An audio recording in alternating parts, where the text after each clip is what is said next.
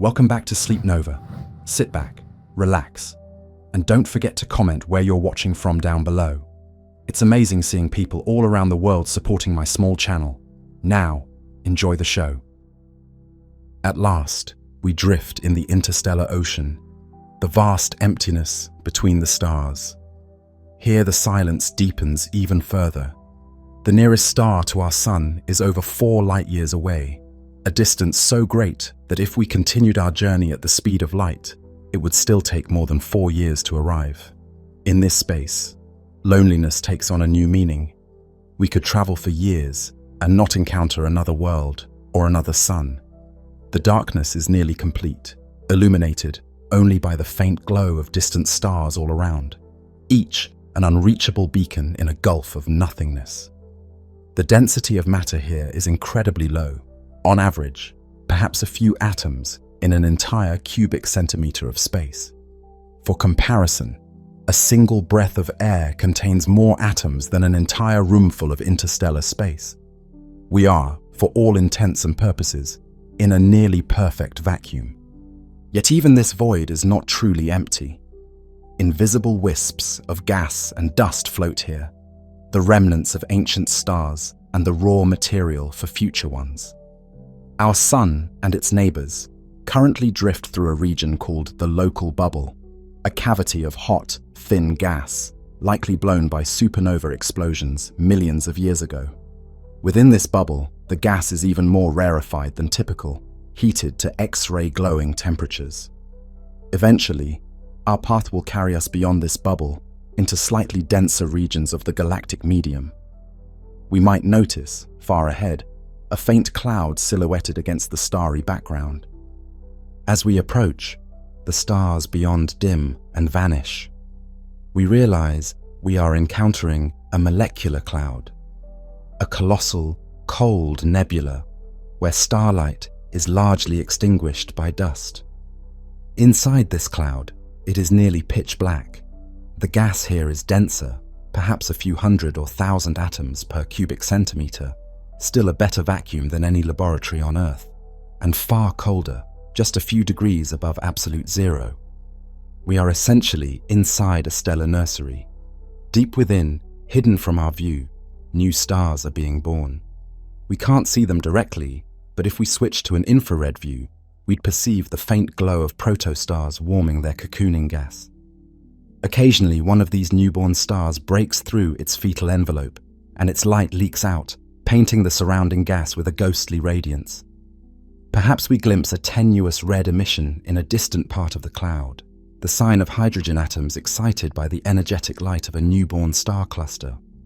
Long, pillar-like shapes may form where young stars' radiation carves the cloud, reminiscent of towers and tendrils of gas silhouetted against the darkness. We drift through this quiet, frigid realm with reverence. Within such clouds, star systems will form, planets will coalesce, and maybe life will one day emerge. Exiting the molecular cloud, we return to the near absolute darkness of interstellar space. The stars crowd more thickly in a band encircling us, the distant glow of our Milky Way's disk. We now realize that we are tiny voyagers in a gigantic galaxy. Around us, here and there, float solitary wanderers, curiosities in the dark. Perhaps we pass surprisingly close to a rogue planet, a world without a sun. It looms out of the black like a silent ship adrift, its surface faintly illuminated by the distant collective glow of the Milky Way.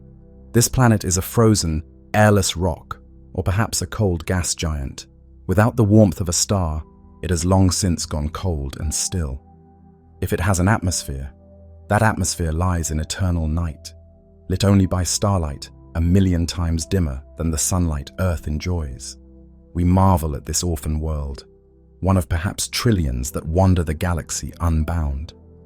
For a brief moment, our spacecraft's path intersects the outskirts of its domain, and we detect a whisper of gravity tugging at us, a gentle reminder that even in emptiness, gravity ties everything together. We leave the rogue planet behind, itself oblivious to our passing, continuing into the cosmic dark. There is loneliness here, but also profound serenity, We are more remote now than any human has ever been. In fact, the concept of distance stretches thin in meaning. Home is a barely perceptible point of light lost among millions. The void between stars is so vast that it challenges comprehension. Imagine being in the middle of the Pacific Ocean on a tiny raft with no land in sight. Interstellar space is that, magnified to an extreme. One could travel for centuries and not reach another shore. We feel the scale of our galaxy now not in numbers, but as a physical truth pressing on our soul. The stars are very, very far apart. And yet, this interstellar medium is the connective tissue of the galaxy.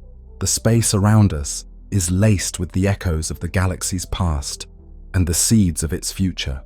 Cosmic rays, atomic nuclei accelerated to near light speed by distant supernovae, streak through the void, occasionally zipping through our ship and even through our own bodies as silent, invisible bullets. A stray particle of dust, a micron-wide grain that might once have been part of a comet or the atmosphere of a red giant star, drifts by, caught in the very weak currents of galactic gravity and occasional shockwaves from long ago stellar explosions. Every so often, the stillness is disturbed by the faintest murmur of a distant supernova, not in sound, but in the passage of a shell of energetic particles, or a ripple in the galactic magnetic field.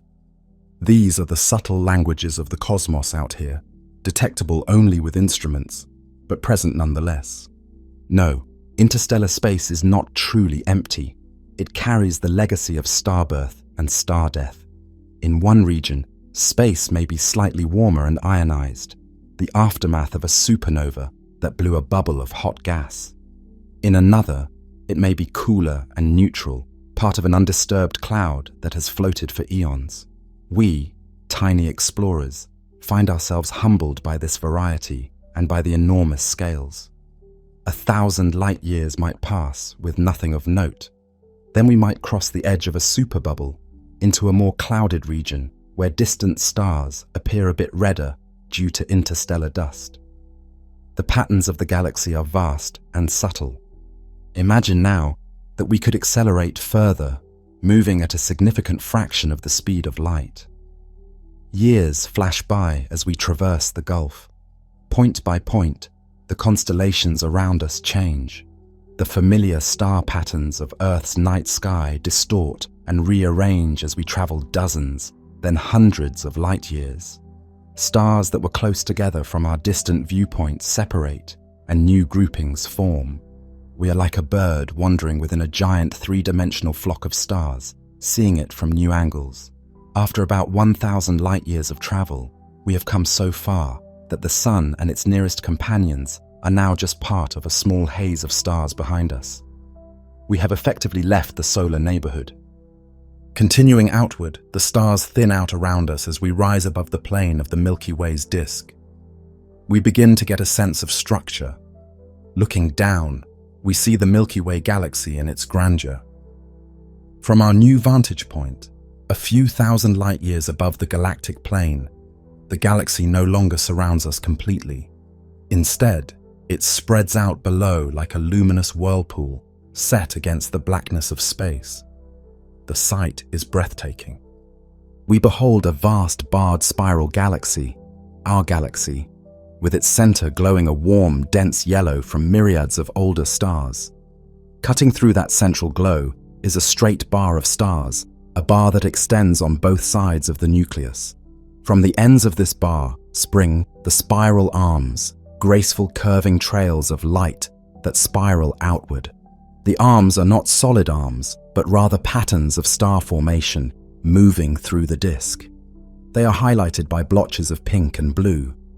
Pink emission nebulae, where new stars are exciting hydrogen gas, and blue clusters of hot, young stars that have recently formed. These arms are mixed with dark patches as well, veils of interstellar dust that block light, appearing as sinuous obscuring filaments. One arm passes near our sun's position, the fragment of a spiral arm we call our Orion spur, a minor arm between major ones. We can see the sun's location now, about halfway out from the galaxy's center on the inner edge of a spiral arm. The Milky Way's disk is immense, roughly 100,000 light-years across. It is thin relative to its diameter, like a pancake. In its bright starry plane, billions of stars orbit the center, along with nebulae and star clusters. We notice that beyond the bright spiral arms and the central bulge, the galaxy's disk doesn't just abruptly end.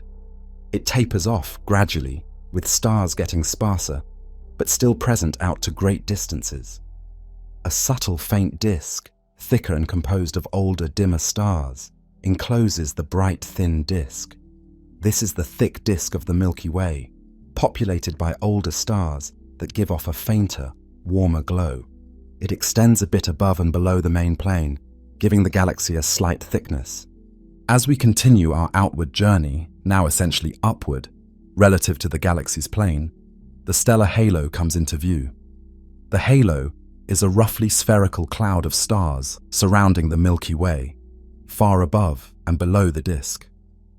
Unlike the stars of the disk, which orbit in an orderly rotation around the center, the halo stars have more random, elliptical orbits, many of them diving through the disk and back out. They are ancient, some of the oldest stars in the galaxy. We see only a sparse sprinkling of them because they are far apart. However, something else in the halo stands out: globular clusters.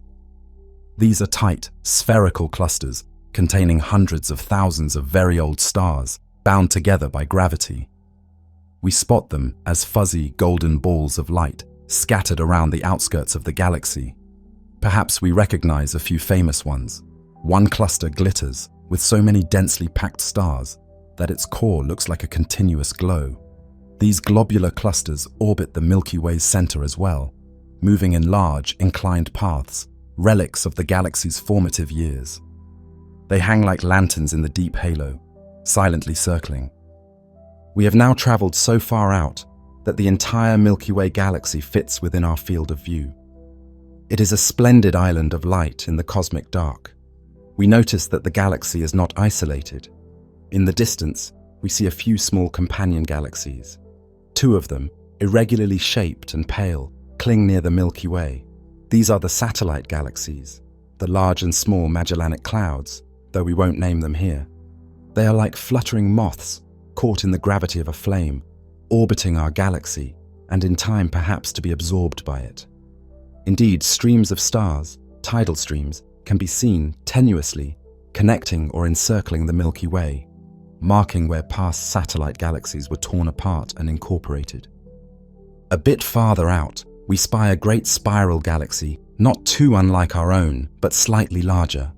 The Milky Way's big sister, the Andromeda Galaxy.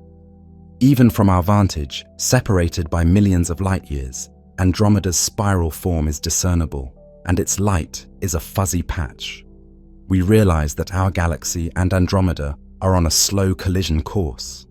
In several billion years, these two spirals will fall together, intermixing their stars in a grand embrace. The thought is humbling. The stately pinwheel of the Milky Way, which we just admired, is not a permanent fixture, but part of a dynamic dance of galaxies. Now we drift further out, leaving the immediate vicinity of the Milky Way. We enter intergalactic space, an even more profound emptiness, if such a thing is possible. The distances between galaxies are on the order of millions of light-years. The Milky Way shrinks behind us, now just one of countless fuzzy specks in a vast, dark cosmos. As we travel, the pattern of the cosmic web begins to emerge on the largest scales. Galaxies are not scattered randomly. They collect into filaments and clusters. We approach a filament of galaxies, a linear arrangement of many galaxies bound by their mutual gravity and the underlying scaffolding of dark matter. These galaxies are like pearls on a cosmic string, lining up along the filament's length. The filament connects nodes where galaxy clusters reside, enormous congregations of dozens to hundreds of galaxies swarming around a common center. We venture near one such galaxy cluster. Here, the space between galaxies is still vast, but relatively speaking, the galaxies are much closer together than in quiet regions, like where our Milky Way lives. In clusters, galaxies frequently interact and collide. We witness a galactic collision in progress. Two spiral galaxies within the cluster have drawn near each other, their mutual gravity stretching out long tidal tails of stars and gas. Over hundreds of millions of years, which we cannot observe in real time, but we know from simulations and snapshots at different stages, these galaxies will merge. When they do, their spiral structures will be destroyed, and they may form a single large elliptical galaxy, the kind of big, ball-shaped galaxy often found in cluster centers. Indeed, at the core of this cluster, we see a giant elliptical galaxy dominating its companions, a pile of stars likely formed from many past mergers, now a reddish, sprawling system with little gas left to form new stars. It's essentially a galactic city that has grown by consuming neighbors. All around in this cluster, galaxies orbit and interact. Some are spirals with distorted arms from past close encounters. Some are smaller dwarf galaxies, drawn inexorably toward the giants. Clouds of hot gas fill the cluster, undetectable to our eyes, but glowing in X-rays. Gas that has been stripped from galaxies during collisions and now enriches the intergalactic medium with heavy elements forged in stars. The cluster is a crucible of change for galaxies, a place where they evolve rapidly through interactions. Beyond this one cluster, we recognize that it is part of a larger pattern, a supercluster of galaxies linked by filaments. And between these filaments and clusters lie the voids, truly vast regions, tens of millions of light years across, that contain hardly any galaxies at all. These voids are like enormous black cavities, cosmic deserts separating the lush oases of galaxy clusters and filaments. By volume, the voids dominate the universe, yet they are dark and practically empty.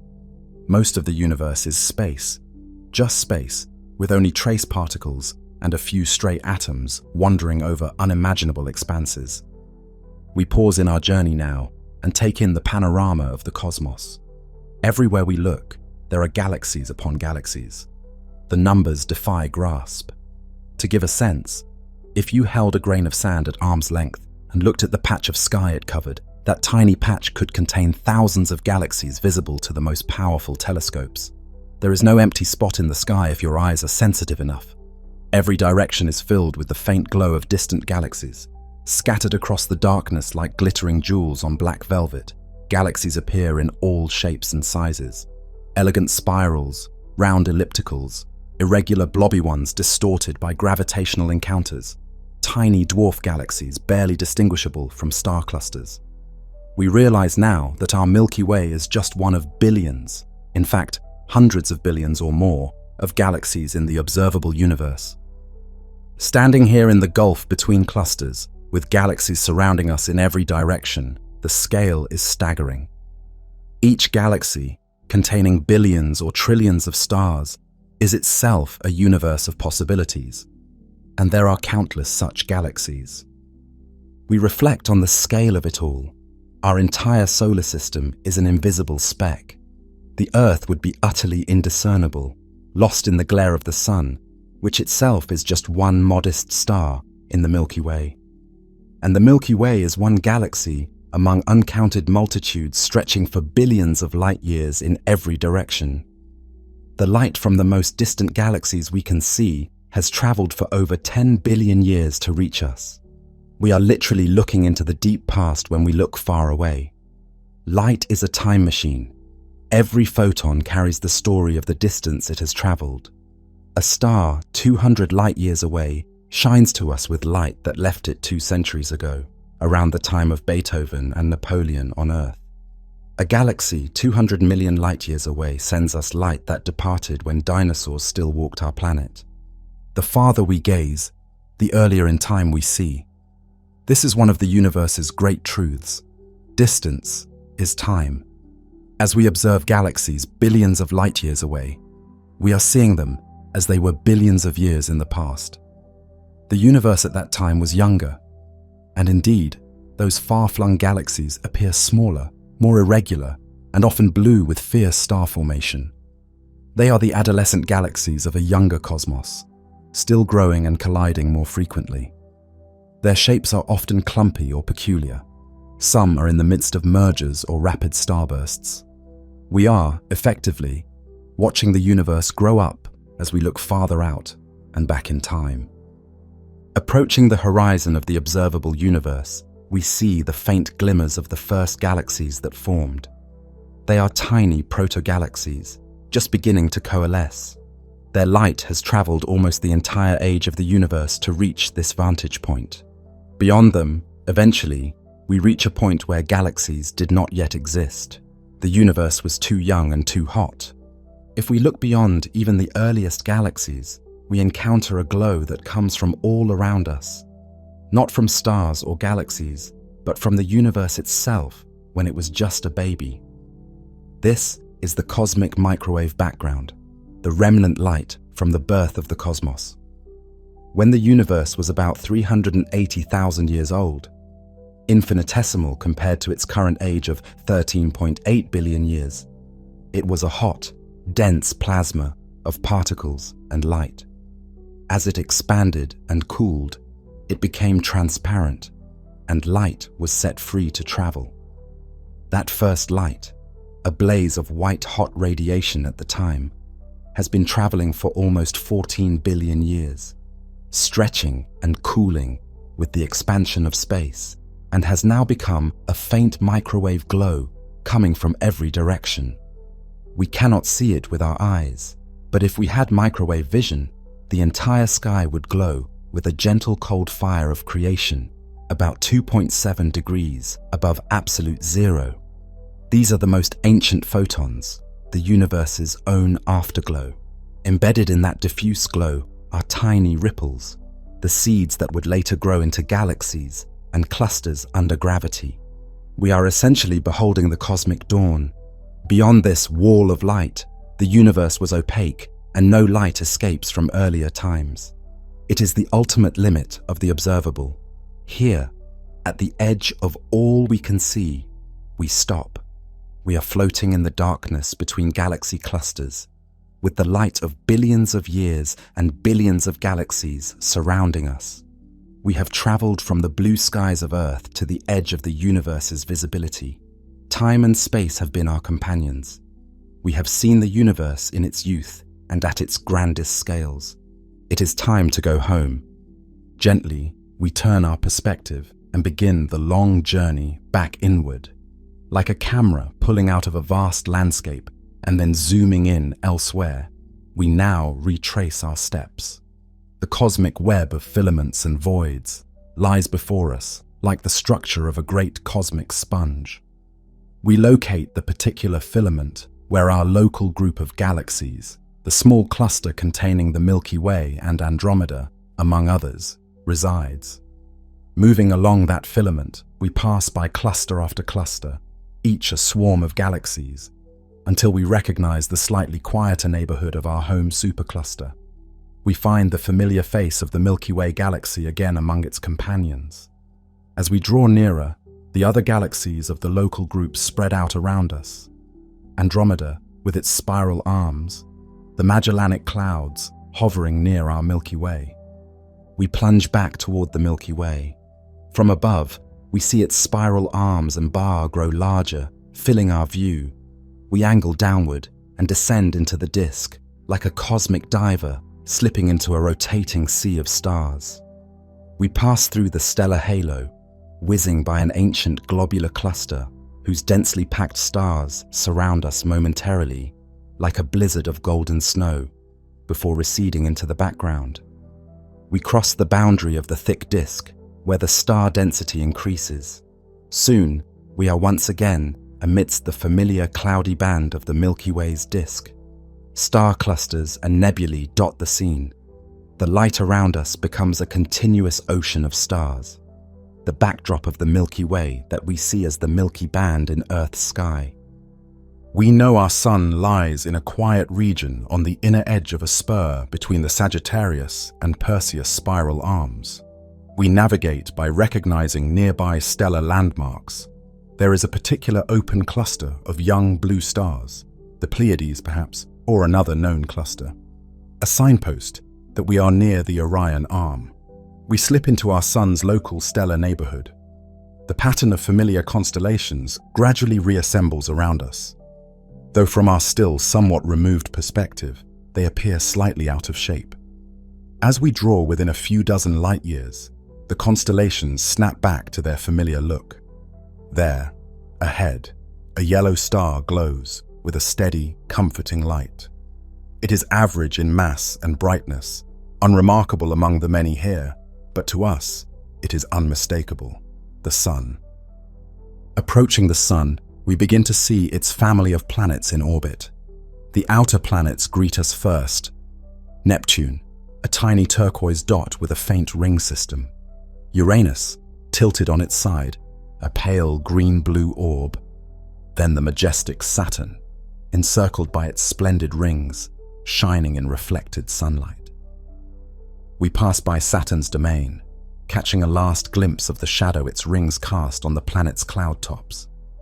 Soon Jupiter looms, the giant, with its swirling bands and great red spot coming into view. Perhaps as we sweep past it, we watch one of its large moons casting a black round shadow on Jupiter's cloud surface, a tiny eclipse in progress. We leave Jupiter behind and continue inward, crossing the asteroid belt, still as mostly empty as before. Now the inner solar system unfolds. Mars, glowing faintly red with its deserts and canyons, marks the outer edge of the comfortable zone around the Sun. We skim past Mars, maybe glimpsing the white sparkle of its polar ice cap and the dark stain of an ancient volcanic plateau. Ahead, the Earth appears, a brightening bluish star next to the Sun. As we draw closer, it resolves into a delicate crescent, then a half-lit globe, then nearly full. We watch the Moon, now a familiar companion, orbiting around the Earth, the pair shining together in the sunlight. How vibrant the Earth looks against the black of space. From out here, one can see the blue of its oceans and the white of its clouds swirls clearly. The continents show as golden-green patches. Perhaps it is night on the side facing us. If so, we see the night side sprinkled with the lights of human cities, a golden web across the dark land, shimmering and blinking with life and activity. Perhaps thunderstorms dot the tropical night, flashing silently as they did when we watched from low Earth orbit. The thin atmospheric halo encircles the Earth's circumference, a fragile, glowing line that reminds us how tenuous the boundary between Earth and space is. We descend toward Earth. The blue planet grows until it dominates our view, stunning in its beauty. We slide into the upper atmosphere once more, watching the stars fade behind a growing haze of scattered light. The sky turns from black to deep purple to blue. We feel a gentle tug, the pull of gravity, which never truly left us, but was negligible for so long, now asserts itself as we slow down. Rushing through high, thin air, wisps of clouds racing past, we experience a welcome return of sound, a faint whistle that builds to a roar as the atmosphere embraces us. Parachuting down in our mind's eye, we drift through the tropospheric clouds. Perhaps it is dawn in the place we descend. The horizon is aflame with rosy light, and the shadow of night is retreating westward. Below, the Earth's surface comes into focus, the outlines of coasts, the gleam of sunlight on water, the rich greens of forests or browns of mountains. With a gentle landing, we set foot on the Earth once more. The ground is solid and familiar. We inhale. The air fills our lungs, full of oxygen that plants have made, and we exhale, returning carbon dioxide to the biosphere. In that single breath are also traces of the cosmos, a few atoms of argon that have been part of Earth's air for eons, and even a few ancient photons from the cosmic microwave background, which our lungs do not filter out. Above, the The sky is blue and bright, concealing the stars we visited. The sun shines warmly, and cottony clouds drift in a gentle breeze. Birds might be singing, or a child laughing somewhere, the sweet, ordinary sounds of home that were absent in the mute vacuum of space.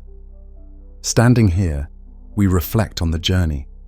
We traveled from the small, our fragile atmosphere at the edge of space, to the immeasurably large, the cosmic web of galaxies. We experienced the birth of stars in nurseries of gas, and the death of stars in supernova remnants and white dwarfs and neutron stars. Though unseen, they were there in the tapestry. We saw planets adrift without suns, and suns adrift in the gulf between galaxies. We saw that the universe has structure grander than any story ever told, yet it's governed by simple forces that bind atoms into molecules, molecules into dust, dust into planets, planets around stars, stars into galaxies, galaxies into clusters, a hierarchy of connections, an order in the chaos. And most profoundly, we realize that we are part of this story. The atoms that compose our bodies were forged in those distant stars.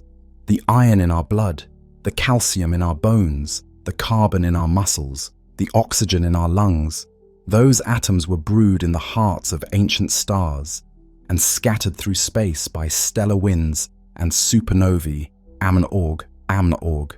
They drifted through the galaxy, became part of the cloud that formed the sun and earth, and ultimately became us.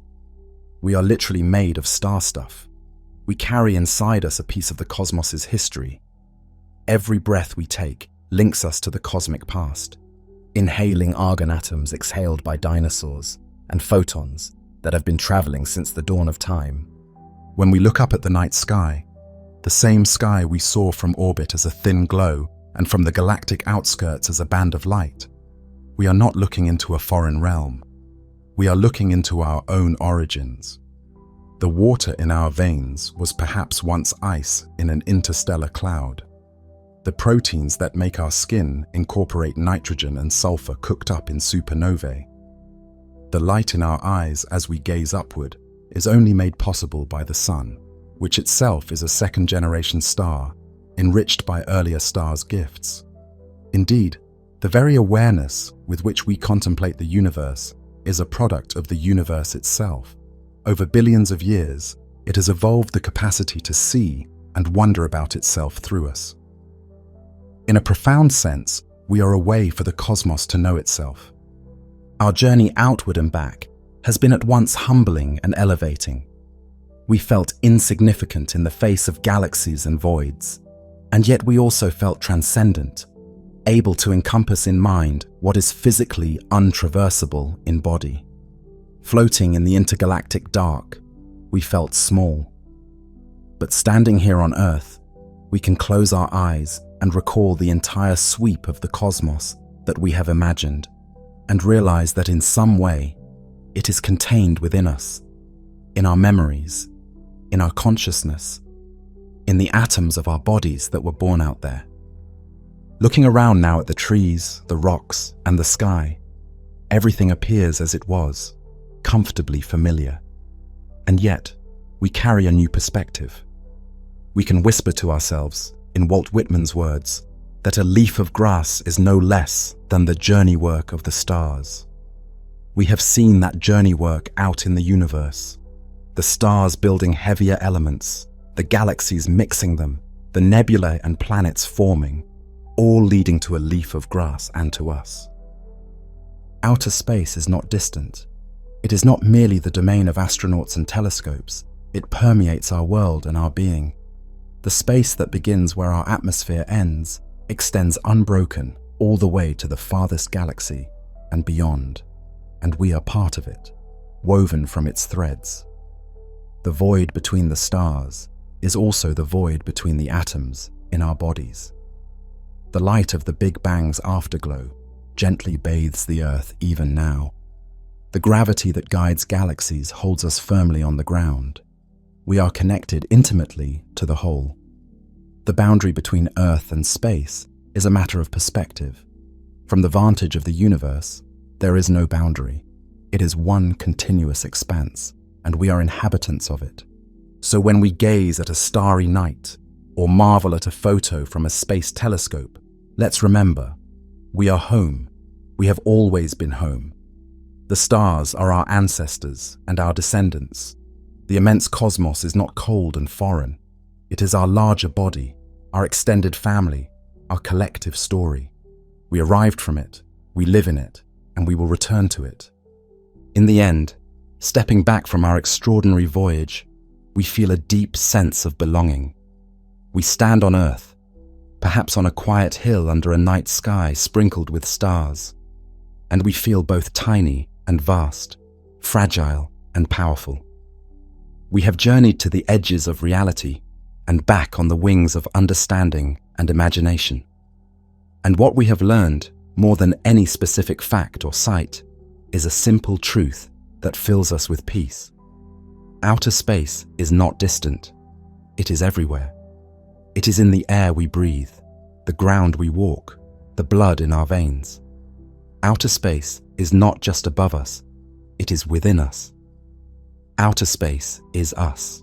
Silence, darkness, no stars, no ground beneath your feet, and perhaps not even the flow of time, just an infinite, motionless night. Imagine a void with no up or down, no sound or motion. In that profound quiet, before anything begins, we find a fundamental question taking shape. What is the dark, yawning space that stretches out in all directions? Not the stars or planets that speckle it, but the space itself. The black canvas on which all cosmic lights are hung. What is space, when it stands alone, empty of all things? Since ancient times, people have looked into the night and pondered the void. Many mythologies begin with a great empty darkness from which creation arises, a cosmic egg in a vast sea, or a formless chaos giving birth to the world. In a way, modern science echoes those old intuitions. We too speak of an initial emptiness that blossomed into the universe we know. We usually imagine space as nothingness, a vacant expanse separating the stars. Even scientists once assumed it was merely an empty stage. In the 19th century, many thought an invisible ether must fill the void, a mysterious medium to carry light. But every experiment to detect this ether failed. Light needed no carrier at all. It moved through pure vacuum. Space, it seemed, could be truly nothing. And yet, if you listen closely to the silence, you may sense something more subtle. The void is not truly void. The darkness is not truly nothing. Space is a presence, an invisible fabric that underlies everything. It is quiet and transparent, so easy to ignore, yet it is real, physical, and dynamic. Space isn't an empty backdrop, but an active, ever-present matrix. It can bend, it can stretch, it can ripple. About a century ago, our picture of space underwent a profound change. Experiments and new ideas revealed that space is not a fixed, unchanging void at all. It can warp and even participate in the cosmic dance. Gravity, we learned, is not a mysterious pull through nothingness, but a bending of space itself by mass. Space and matter interact continuously. Space is like the quiet canvas that holds a painting, or the pause that makes music melodic, an unseen framework that underlies and gives form to everything. Imagine placing a heavy ball on a taut rubber sheet. The sheet stretches and sags under the weight. In much the same way, anything with mass, a planet, a star, a galaxy, presses on the fabric of space. Space curves gently around it. What we feel as gravity is not a pull through emptiness, but the tendency of objects to slide down those curves. The Earth circles the Sun because the Sun dents the space around it, like a large marble sitting on a stretched cloth. Earth is not tethered by invisible strings. It is caught in the Sun's invisible indentation in space-time, moving along a curved path that to us appears as an orbit. In short, mass shapes the geometry of space, and space guides the motion of mass. Even light, which has no mass at all, follows the curves of space. Over 100 years ago, during a total solar eclipse, astronomers noticed that stars appearing near the eclipsed sun were slightly out of place. Their light had bent on its journey to us, detoured by the sun's warped space. It was a dramatic confirmation that space itself, curved by the sun's presence, was guiding the starlight. Today, we regularly use this effect, called gravitational lensing, to observe distant galaxies. A massive cluster of galaxies can act like a cosmic lens, its curved space bending the light of even more distant objects behind it.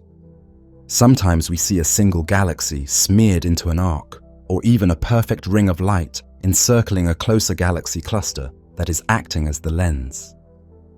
These mirages are the unmistakable signature of space, behaving like a gigantic lens, bending and focusing the paths of light. Through these rings and arcs, we see space itself revealing its curvature to our eyes. If space can bend, it can also stretch. Indeed, the fabric of space has been steadily expanding since the primordial beginning of the universe.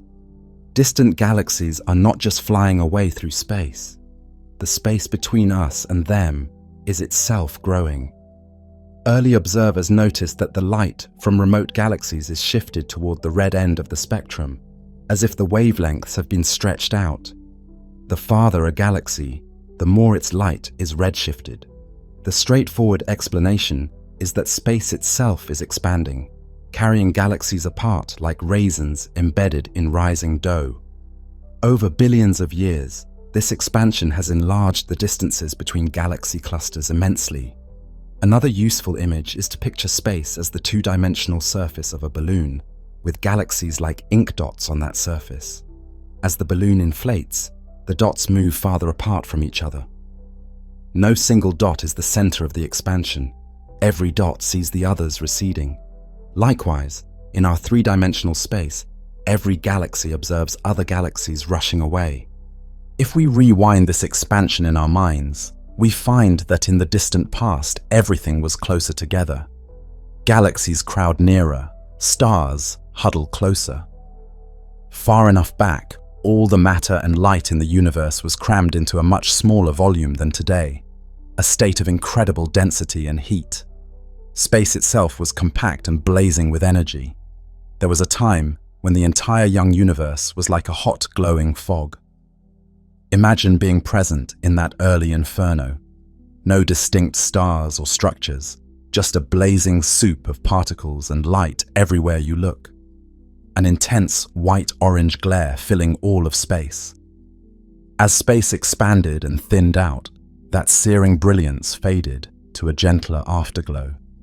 Even now, space carries a memory of that fiery beginning.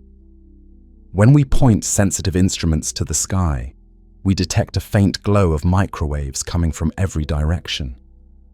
This is the afterglow of the primordial fireball, the cosmic microwave background. It is the light from a time about 380,000 years after the Big Bang, when space had cooled enough for atoms to form and for light to travel freely. Since then, those light waves have been stretched by the ongoing expansion of space until they are microwaves, cooled to only a few degrees above absolute zero. Every patch of space is filled with this soft whisper of ancient light. It is almost perfectly uniform and smooth, but has tiny fluctuations, little freckles of slightly warmer and cooler spots, corresponding to minuscule density variations in the early universe. Those slight differences, on the order of only 1 part in 100,000, became the seeds for galaxies and clusters later on. It's as if the walls of the universe still faintly remember their incandescent youth. This ancient light also gives us clues about the overall shape of space. By studying subtle patterns in the microwave background, scientists have learned that on the largest observable scales, space is remarkably flat in its geometry. In a curved universe, those patterns would appear distorted, larger or smaller than expected, much as drawings on a balloon change size when the balloon is inflated. But observations show no such distortion. The angles of those primordial patterns add up just as they would in flat, Euclidean space. For example, in a universe shaped like a 3D sphere, a closed universe, two initially parallel beams of light would eventually converge and meet, and traveling in a straight line long enough could, in theory, loop you around to your starting point, just as an airplane circling the Earth arrives where it began. In a saddle-shaped or open universe, parallel beams would diverge and triangles would have angles summing to less than 180 degrees. But our measurements show nothing of the sort.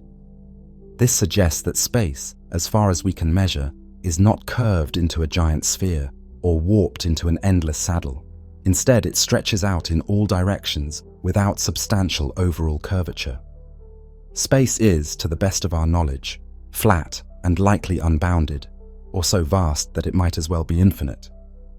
It might extend infinitely, or perhaps it wraps around on a scale so colossal we cannot detect it. But within our cosmic horizon, space behaves like an endless level plane. To achieve such vast flatness and uniformity, the universe likely underwent an extraordinary growth spurt at the very dawn of time. According to the theory of cosmic inflation, a fraction of a second, on the order of 10 over 32 seconds or less, after the Big Bang, space itself expanded at a mind-boggling rate, doubling in size over and over in the blink of an eye. In that brief moment, what had been a microscopic region inflated to astronomical scales. A region smaller than a proton might have stretched to the size of a galaxy in an instant. This rapid stretching would have smoothed out any curvature or clumps, explaining why space now appears so flat and even on large scales. During inflation, tiny random quantum fluctuations, little blips of density in the microscopic early universe, were blown up to enormous sizes. Quantum fluctuations inherent to space itself, magnified to cosmic proportions, became the seeds of future structures. Regions of the young universe that had just slightly more matter or energy became, after inflation, entire huge regions with that slight edge. Those minuscule differences, perhaps only a few parts in 100,000 in density, gave certain patches of space a head start in gravitationally attracting matter. As the universe aged, those patches grew into the first galaxies and clusters. In this way, inflation planted the seeds of cosmic structure. The slight differences from one place to another, once infinitesimal, became the blueprint for all the galaxies, clusters, and voids that would later develop. Space, by expanding so fiercely, essentially cast the dice for the universe's future architecture, turning tiny quantum wrinkles into the grand pattern of stars and galaxies we observe today. When this furious burst of expansion ended, the energy driving it did not simply vanish. It transformed, heating the universe with a burst of radiation and particles. In essence, when inflation stopped, space unleashed its pent-up energy, igniting the hot Big Bang fireball that people often think of as the beginning of the universe. From that point onward, space continued to expand, but at a calmer pace, filled with a blazing plasma that would eventually cool into atoms, gas, stars, and galaxies. The rapid inflationary expansion set the initial conditions, and the slower expansion that followed allowed the cosmos as we know it to emerge. Inflation also opens the door to a startling idea: a multiverse. If the inflationary expansion happened in our region of space, it might have happened, or be still happening, in others. Some theories suggest that inflation never completely stops everywhere. While it ended in our patch, allowing our Big Bang and galaxies to form, in other regions space might still be inflating, or might have ended at a different time. Each of these regions could become its own universe, a bubble with its own galaxies, and perhaps even different physical constants. Our observable universe would then be just one bubble in a limitless foaming sea of universes. We have no way to directly see these other bubbles. They lie beyond any light we could ever receive. But the multiverse concept shows how our conception of space may extend even beyond the bounds of our own universe. Space, in this grand view, is an ever-expanding ocean, spawning countless cosmic islands. Whether this is true or not remains speculative, but it stretches our imagination of what space could be, not just the stage of one universe, but perhaps a prolific generator of many. Over billions of years following inflation, gravity worked on the tiny density variations left in the fabric of expanding space, drawing matter into clouds and clumps that would ignite as the first stars and galaxies. Galaxies pulled together into groups and clusters, and these linked up via filaments of gas and dark matter, forming a vast cosmic web. On the largest scale, the universe looks like a spider web or a sponge, dense clusters of galaxies connected by thread-like filaments, with enormous dark voids in between. Those voids, immense bubbles, millions of light years across, nearly empty of galaxies, are the regions that gravity emptied out as it drew matter into the filaments. In other words, most of the universe's volume consists of these yawning voids, with the galaxies tracing lacy patterns along their boundaries. It's a breathtaking structure, the invisible scaffolding shaped by gravity out of the expanding fabric of space, with over 80% of the volume of the universe contained in those silent voids. The lights of the stars and galaxies stand out like glittering nodes, but it is the darkness between them that dominates by volume. Now picture yourself in the middle of one of those cosmic voids, utterly removed from any galaxy. You are floating in intergalactic darkness, light years from the nearest star. Around you, the darkness is nearly absolute. Perhaps a faint, ghostly smudge of a distant galaxy is barely visible in one patch of sky, and another dim glow in the opposite direction.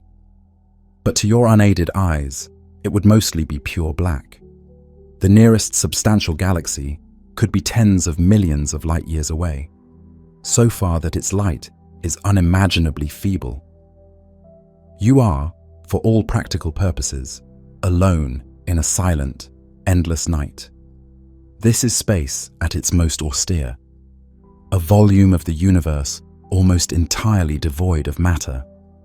And yet, even here, space is not truly empty. A stray hydrogen atom might drift by now and then, or a thin breeze of particles from some far-off galaxy cluster might waft through. You would also be bathed in the ever-present microwave background radiation from the Big Bang, though you wouldn't sense it without instruments. In this void, you can viscerally feel that space is something real, a vast container with you at the center and almost nothing else around. It's a haunting, beautiful solitude. Such voids are the dark wombs of the cosmos, within which the bright filaments of the cosmic web are suspended. Gravity's architecture, the cosmic web of filaments and voids, is heavily influenced by a form of matter we cannot see, dark matter. Decades ago, astronomers measuring the speeds of stars in galaxies discovered a surprise. In galaxies like our Milky Way, the outer stars orbit the center far faster than expected, based on the visible stars and gas alone. They should have been flung off into space, but they remained bound. It was as if an extra unseen mass was providing the gravitational pull to hold them in. Likewise, galaxies in rich clusters move as though there is much more mass present than we can account for with the observed galaxies and hot gas. And when we observe gravitational lensing by a cluster, the bending of light is far stronger than visible matter alone can explain. All of this evidence points to a vast amount of invisible mass enveloping galaxies and clusters. We call this mysterious substance dark matter. It neither emits nor absorbs light, making it effectively invisible to our telescopes. Yet it outweighs ordinary matter by a factor of about 5. Dark matter forms huge halos around galaxies, extending well beyond the visible stars. Every galaxy, including our own, is embedded in a cocoon of this invisible material. Entire galaxy clusters are swathed in massive clouds of dark matter. Its gravity is what helped pull normal matter into the filaments of the cosmic web in the first place. Without dark matter's guiding gravitational pull, the universe's large-scale structure would have formed much more slowly and differently. We cannot see dark matter directly, but we see its imprint. Space curves around it, and galaxies move under its gravitational influence. Through these effects, the hidden scaffolding of dark matter in space becomes perceptible. Space is quietly filled with an unseen mass that shapes the universe profoundly. In the late 20th century came another revelation. The expansion of space is accelerating. After gravity built the cosmic web, one might expect that over time the pull of all those galaxies on each other would slow the expansion of space. And for billions of years, it likely did slow. But to great astonishment, we have found that in the last few billion years, the expansion of the universe has begun to speed up again. Distant galaxies are receding faster and faster as time goes on. Space is expanding not only steadily, but with an ever-increasing pace, as if some mysterious force is pushing it outward. We give the name dark energy to this unknown cause of cosmic acceleration. Unlike dark matter, which adds gravity, dark energy seems to act as a kind of anti-gravity on vast scales, a subtle pressure embedded in the fabric of space that drives it to expand faster.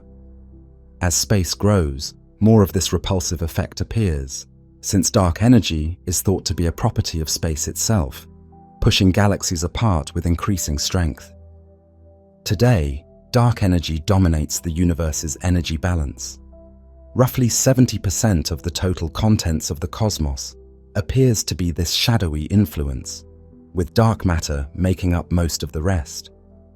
The ordinary matter, the stars, gas, dust, planets, and us, accounts for only a few percent.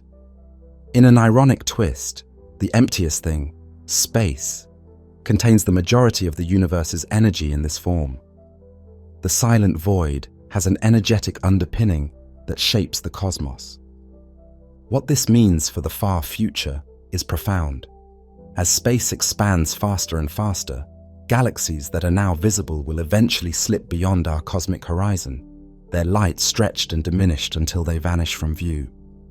In tens or hundreds of billions of years, everything outside our local group of galaxies will have moved out of reach. The universe will appear to whoever remains as an empty void, with only the local galaxies, perhaps merged into one, in view. For example, in about 100 billion years, the galaxies of the Virgo cluster and beyond may be so far that their light never reaches the Milky Way region. After many hundreds of billions more years, even the nearest large galaxy, Andromeda, now destined to collide and merge with our Milky Way long before then, and its remnants would be far beyond detection. The expansion of space will carry all other islands of matter irretrievably away. What will the cosmos look like then? In that deep future, the observable universe will become dark and empty, with only faint whispers of local starlight remaining. Perhaps an astronomer living in that far future era on some distant world would peer into the sky and see nothing beyond her own galaxy. She might point her telescope outward and find endless blackness in every direction. All other galaxies would have faded beyond reach or redshifted into obscurity. She would have no way of knowing that a vast cosmos full of galaxies had ever existed. The cosmic truth we know today, that space teems with billions of galaxies, would be hidden from her by the relentless expansion of space.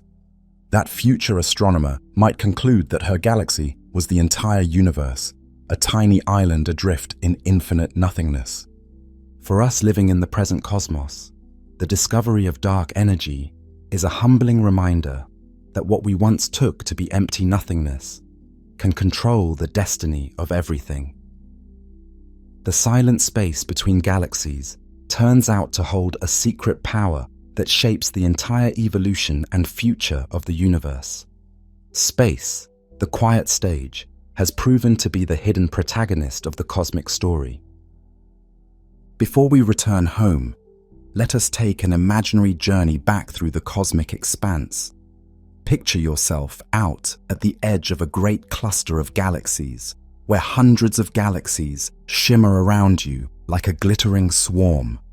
Now you begin to travel back toward our own galaxy. As you move, galaxies drift past, scattered in the vast darkness. You glide along one of the filaments of the cosmic web that leads to the Milky Way, passing other island universes along the way. In the distance ahead, a faint band of light comes into view, the combined glow of billions of stars. Our Milky Way, seen from afar as a hazy, spiral disk of light. You approach it, crossing the immense gulf of intergalactic space. Now you plunge into the outskirts of our galaxy, rushing past sparse outer star clusters and the wispy halo of tenuous gas. The star density increases around you as you enter the Milky Way's disk. Entire clusters of young stars drift by. Great nebulae, stellar nurseries, glow softly in pink and blue. By the time you near the inner regions, stars surround you like a sparkling ocean. You weave through a spiral arm, passing magnificent blue-white giants and red supergiants, skirting around clouds of interstellar dust. In the distance, you spot a modest yellow star, our Sun, coming into view. As you draw closer, you see it is accompanied by planets orbiting in the plane of a thin, flat solar system. You sweep past the orbit of Jupiter, then Mars, and now the blue sphere of Earth appears. At this scale, it is a tiny, fragile-looking bead of blue and white, shining against the blackness. You home in on it, watching its oceans and clouds resolve into clarity. In moments, the planet looms large, its atmosphere a glowing thin shell. You slip gently into that atmosphere, experiencing the rush of air as you descend, and finally come to rest on Earth's surface, back to the soft familiarity of ground beneath your feet. Your fantastical voyage from the end of the universe to our home is complete. Now, having roamed the vast reaches of the cosmos, let us gently return our focus to something more intimate, the space around and within us. We leave the clusters of galaxies and zoom back toward a single galaxy, our Milky Way, and then to a particular star, our Sun, with its family of orbiting planets. Between those worlds stretches millions of kilometers of space, populated only by sparse dust and the thin wind of charged particles from the Sun. Closer in, we see the blue marble of Earth, surrounded by the gauzy blue halo of its atmosphere. From high above, Earth appears as a delicate blue-white sphere hanging in the blackness. Our atmosphere, a thin film of air and cloud, clings to its surface and gradually merges into space. Only a few hundred kilometers up, the air becomes so tenuous that space begins.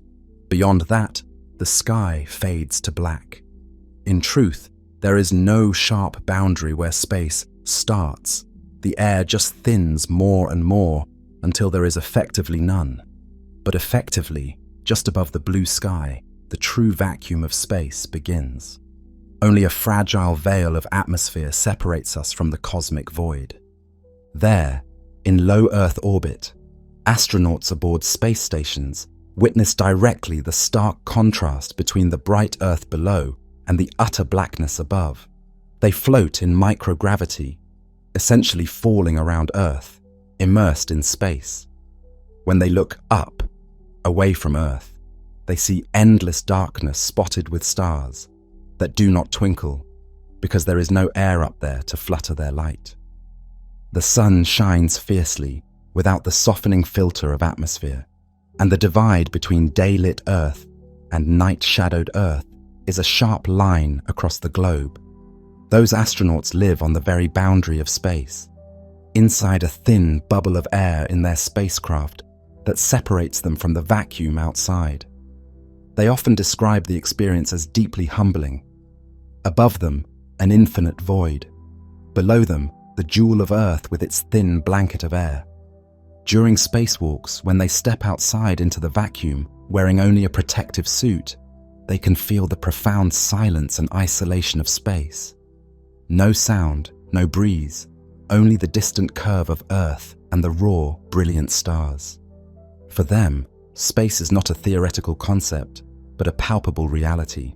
They understand in their bones that space is here, around us, an ever-present ocean, just a breath beyond our daily reach. We descend back to the surface now.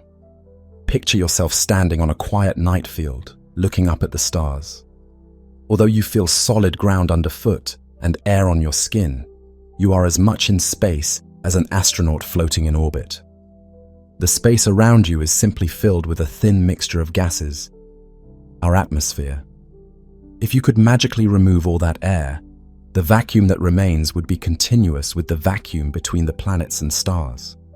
There is no wall or border between space down here and space up there.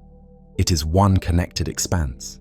The same space that stretches between galaxies is present in the room around you, between the walls and among the molecules of air. We truly have never left space.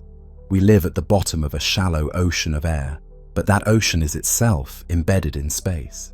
People often talk about going into space as if it's somewhere else, but space is already here, step by step. As you climb a mountain or rise in a balloon, the air thins and space reveals itself. Astronauts in orbit are not in a different realm. They have merely ascended above most of the air, into the naked vacuum that was there all along. Space is not distant. It is the backdrop of our existence, even here on Earth. Even our everyday experiences are dialogues with space. Take a breath. You inhale molecules of air that moments ago were scattered across the room, and you exhale molecules that will disperse outward. In doing so, you are stirring the space around you. The air filling your lungs quickly mixes and returns to the atmosphere, ultimately diffusing into the great expanse. In a very real sense, space is the medium through which life interacts with the world. Every movement you make is a displacement in space. Every sound you hear travels to you through vibrating molecules in space. Out in the near-total vacuum beyond Earth's atmosphere, there is no air to carry sound. In space, no one would hear you scream. It is truly silent out there. Every sight you see is brought to your eyes by light crossing space. Space is not an abstract backdrop to life. It is intimately involved in every aspect of our being. Consider even more deeply, you yourself are largely made of space. The atoms in your body are mostly void, their mass concentrated in tiny nuclei, and their size defined by electrons moving through emptiness. If all the empty space in your atoms were somehow removed, you would collapse into a speck far too small to see. And of course, without that space, you wouldn't exist as a living being at all. It is the spacious architecture of your atoms that allows them to bond into molecules, and molecules to build cells, and cells to form a living organism. Thus, space is inside you as much as you are in space. It provides the room that your particles and forces need to operate. We begin to see a pattern from the vast distances between galaxies down to the tiny gaps within atoms. Space is there, quietly doing its work. It provides room for structure to exist, for planets to orbit, for light to travel, for atoms to join and form molecules. The emptiness is not a flaw or an absence. It is an essential ingredient. It allows separation and form. Without the gulf of space within each atom, there could be no distinct atoms and no chemistry, no solid matter as we know it. Without the reaches of space between stars, gravity could not isolate individual worlds where life might arise. Space is the great enabler, the silent canvas that allows matter to take shape and motion to have meaning. Just as a clay pot's usefulness lies in the empty space it encloses, the utility of the cosmos lies in its gaps and hollows. An empty cup holds water. The emptiness within an atom allows it to bond with others. In both cases, what is not there enables what is there to function. And what about space at even smaller scales, far smaller than an atom, smaller than the tiniest subatomic particle? Here we approach deep mysteries. Physicists suspect that if you zoom in far enough, space itself becomes turbulent and uncertain. On the scale of the Planck length, about 10 to 35 meters, the very concept of distance might break down. space might dissolve into a kind of quantum foam, with the smooth fabric of space-time becoming frothy and indeterminate. At that scale, according to some ideas, tiny bubbles of space-time could appear and vanish, and geometry itself might fluctuate wildly. Wheeler, a physicist, famously imagined the scene as the quantum foam, a churn of space-time at the smallest scales. Over sufficiently small distances and brief moments, the smooth geometry of space and time could erupt into a storm of random fluctuations. Imagine zooming into what looks like a smooth photograph, only to find it grainy with pixels at a certain magnification. These fluctuations could be large enough, on those scales, to cause significant departures from the smooth space-time we perceive at human scales, giving space a foamy, jittering character when examined ultramicroscopically. With our current technology and understanding, we cannot probe such minute scales directly. Our best theories, quantum mechanics and general relativity, don't play nicely together at this extreme, so we don't yet have a clear picture of what space truly looks like at the Planck scale. It's possible that space-time is not fundamentally smooth. It might be made of countless tiny units or threads. There is no definitive reason that space needs to be perfectly continuous. Perhaps, in a full theory of quantum gravity, space-time would consist of many small, ever-changing regions where space and time themselves blur and fluctuate. It's a mind-bending idea. The familiar continuity of space might, under magnification of 1033, break into a ceaseless fizz of tiny distortions and ephemeral particles popping in and out of existence. Yet black holes are not absolutely black. Quantum theory predicts that the vacuum near the event horizon of a black hole seethes with particle-antiparticle pairs. Occasionally, one particle from such a pair can be pulled into the black hole while the other escapes. To an outside observer, the black hole appears to emit a faint trickle of particles, a phenomenon known as Hawking radiation. Over inconceivably long periods, this process can cause a black hole to slowly evaporate, leaking its mass back out into space. This is another reminder that even the empty space near a black hole is full of activity. The vacuum isn't void at all. Its quantum fluctuations can have tangible effects, bleeding away the black hole's mass bit by bit. In this way, space acts as both giver and taker, swallowing light at the horizon, yet furtively returning energy to the universe through quantum processes. One place where we suspect this quantum nature of space becomes crucial is inside black holes, those mysterious abysses formed from collapsed stars. A black hole is a region where space is curved so extremely that once anything, matter or light, falls in, it cannot escape. The boundary around a black hole is called the event horizon. At that boundary, space is rushing inward at the speed of light, like a waterfall of space-time cascading into the hole. If you approach the horizon, time slows relative to the outside world, and the pull of gravity, the curvature of space, becomes overwhelming. To a distant observer, you would appear to slow and dim, never quite falling in, as your final light waves get stretched and weakened, a strange visual consequence of the way space and time warp. Beyond the horizon, all paths lead further inward, deeper into the hole. As you fall inside a black hole, you would experience space rushing you inexorably toward the center. According to general relativity, at the very center lies a singularity, a point of infinite density where space and time, as we know them, ends. In truth, this singularity is likely where our current understanding fails. Gravity is so extreme and the scale so tiny that quantum effects should dominate. Here, the smooth fabric of space might tear or blend with the quantum foam. The distinction between space and matter could blur. We don't yet have a theory of quantum gravity to tell us exactly what happens in such an intense intersection of the very large and the very small. Does space cease to exist as a meaningful concept at the core of a black hole? Are there atoms of space-time or quantum threads knitting things together beyond our view? We simply don't know. The laws of physics as we have them break down in these conditions. Physicists have proposed bold ideas to reconcile these deep conflicts.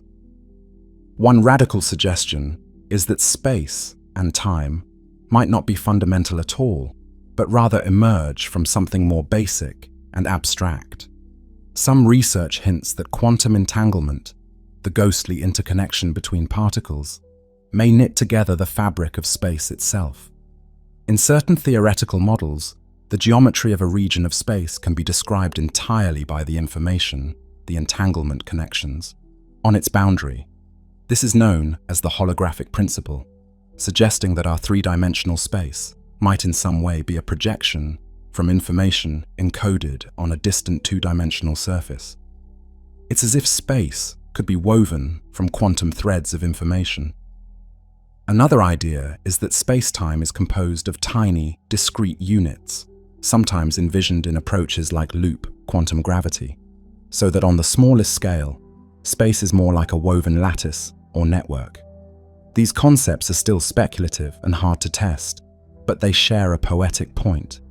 They hint that space, for all its apparent continuity, might be an emergent illusion, like a tapestry that looks smooth from afar, but up close is made of fine threads. If so, there could exist degrees of freedom or building blocks of the universe more fundamental than space and time. What is space, truly? It may be that our familiar space is just the visible frosting on a much deeper reality. Facing these profound questions, humanity has responded by inventing clever ways to probe the nature of space. We have built powerful telescopes that peer across billions of light years, effectively allowing us to look back in time and see the young universe when it was filled with hot plasma and newly formed galaxies.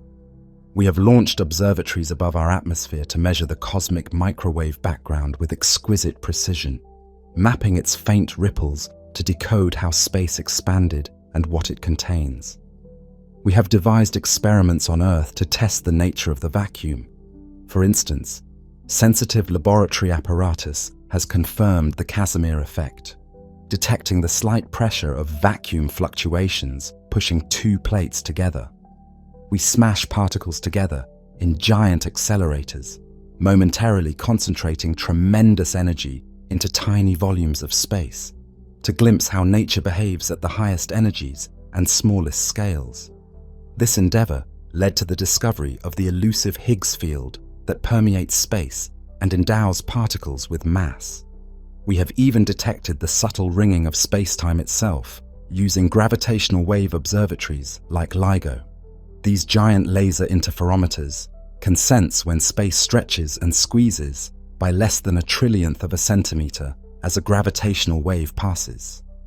The first such detection in 2015 came from two merging black holes and was heard as a faint chirp, literally the sound, after conversion, of space briefly vibrating from a cosmic collision. Since then, we have caught multiple cosmic events via gravitational waves, black holes swallowing each other, neutron stars colliding and sending tremors through space. It's a completely new way of listening to the silent universe, using space itself as our messenger.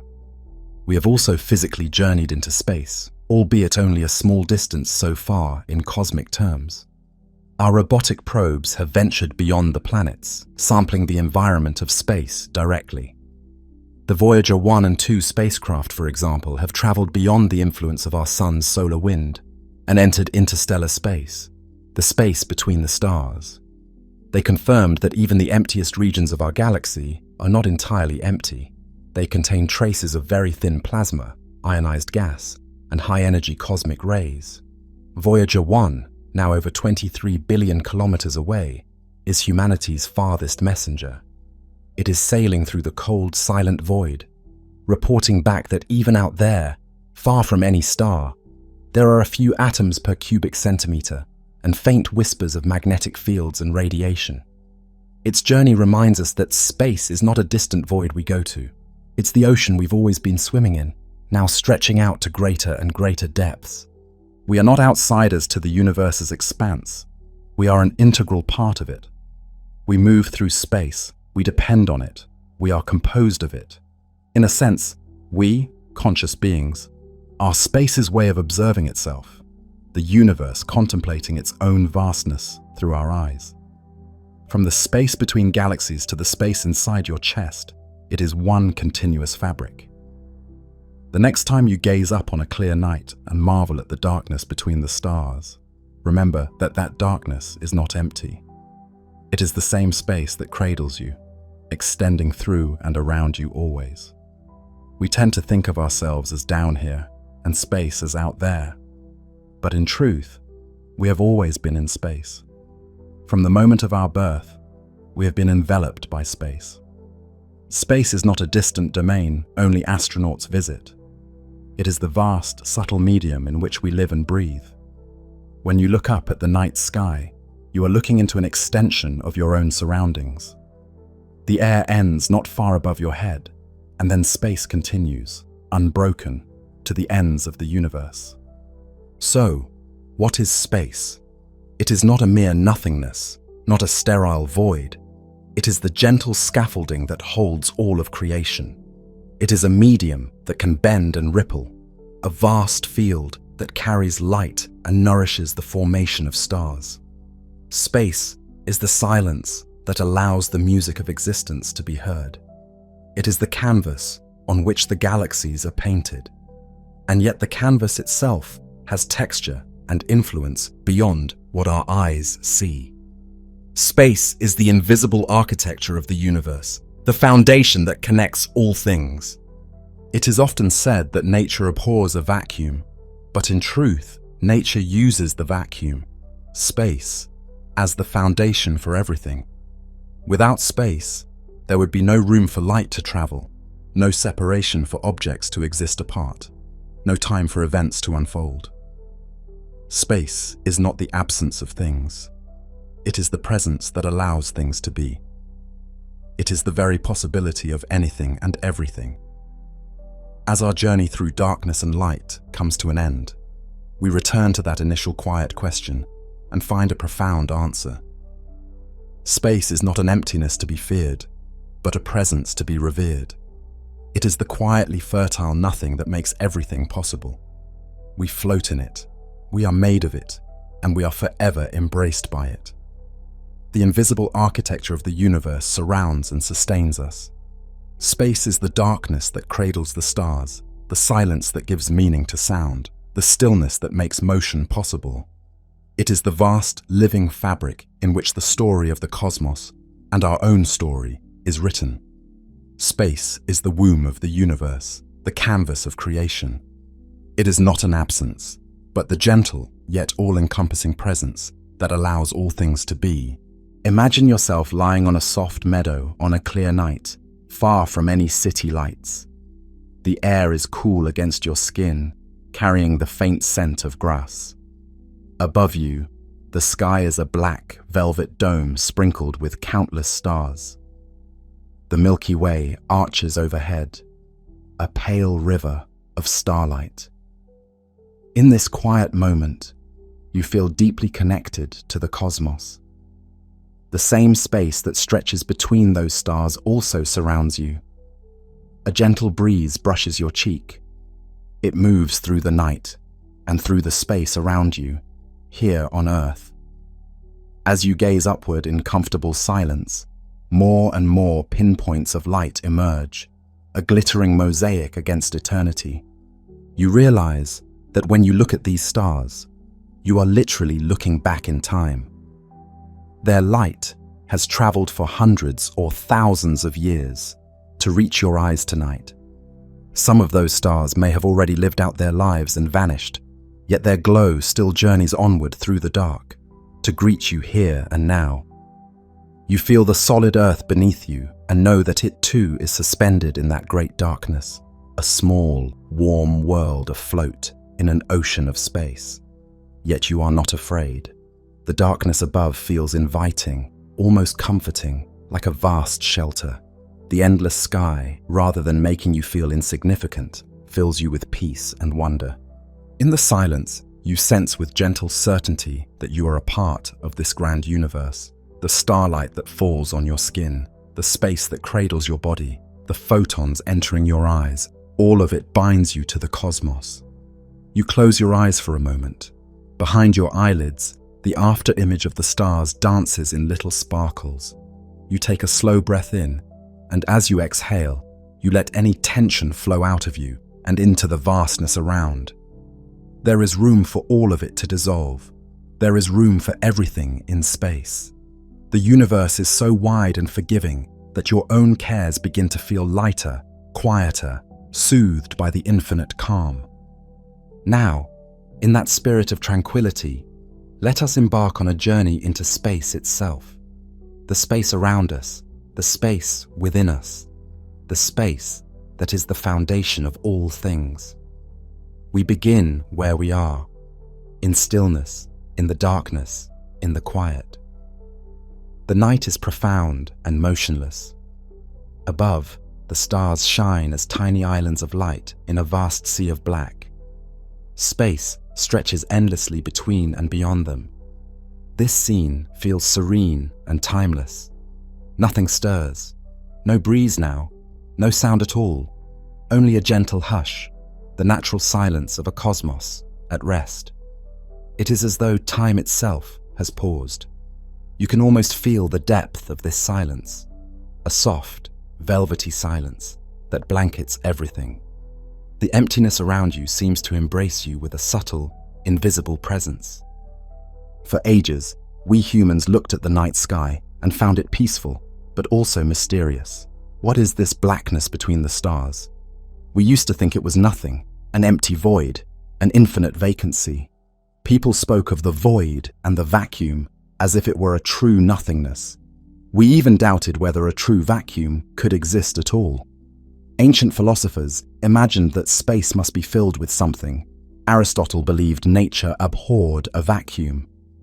Later, scientists in the 19th century hypothesized an invisible ether filling space to carry light across the emptiness. But experiments showed no such ether was needed. Light moves through empty space itself. This was a remarkable discovery. The void can carry light, as if emptiness has its own solidity. It hinted even then that space is not simply an inert backdrop. For a long time, though, the common view of space remained that it was a passive emptiness, a gargantuan container in which the objects of the universe, planets, stars, galaxies, are scattered. We pictured space as a stage and the stars as actors upon it, with no real influence from the stage itself. If you removed all the actors, the stage would just sit there, blank and silent. We imagined that if you took all matter away, you'd be left with pure nothing, an absolute void, infinite and eternal. Over time, however, our understanding evolved dramatically. We learned that space is far from nothing. That black backdrop, that stillness and silence, is deceptive. Space has properties, a structure, a dynamic of its own. In the past century, every new discovery has reinforced this truth. Space can bend. Space can carry light and soundless vibrations. Space can stretch.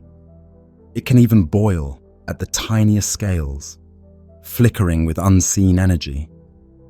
What we once thought of as an empty stage is more like a participant in the cosmic play. Tonight, as you float in this quiet moment, the darkness around you is not dead or inert. It is the very fabric that connects and supports all things. Let's explore this step by step, gently and thoroughly, starting with one of the most profound revelations, that space and gravity are intimately linked.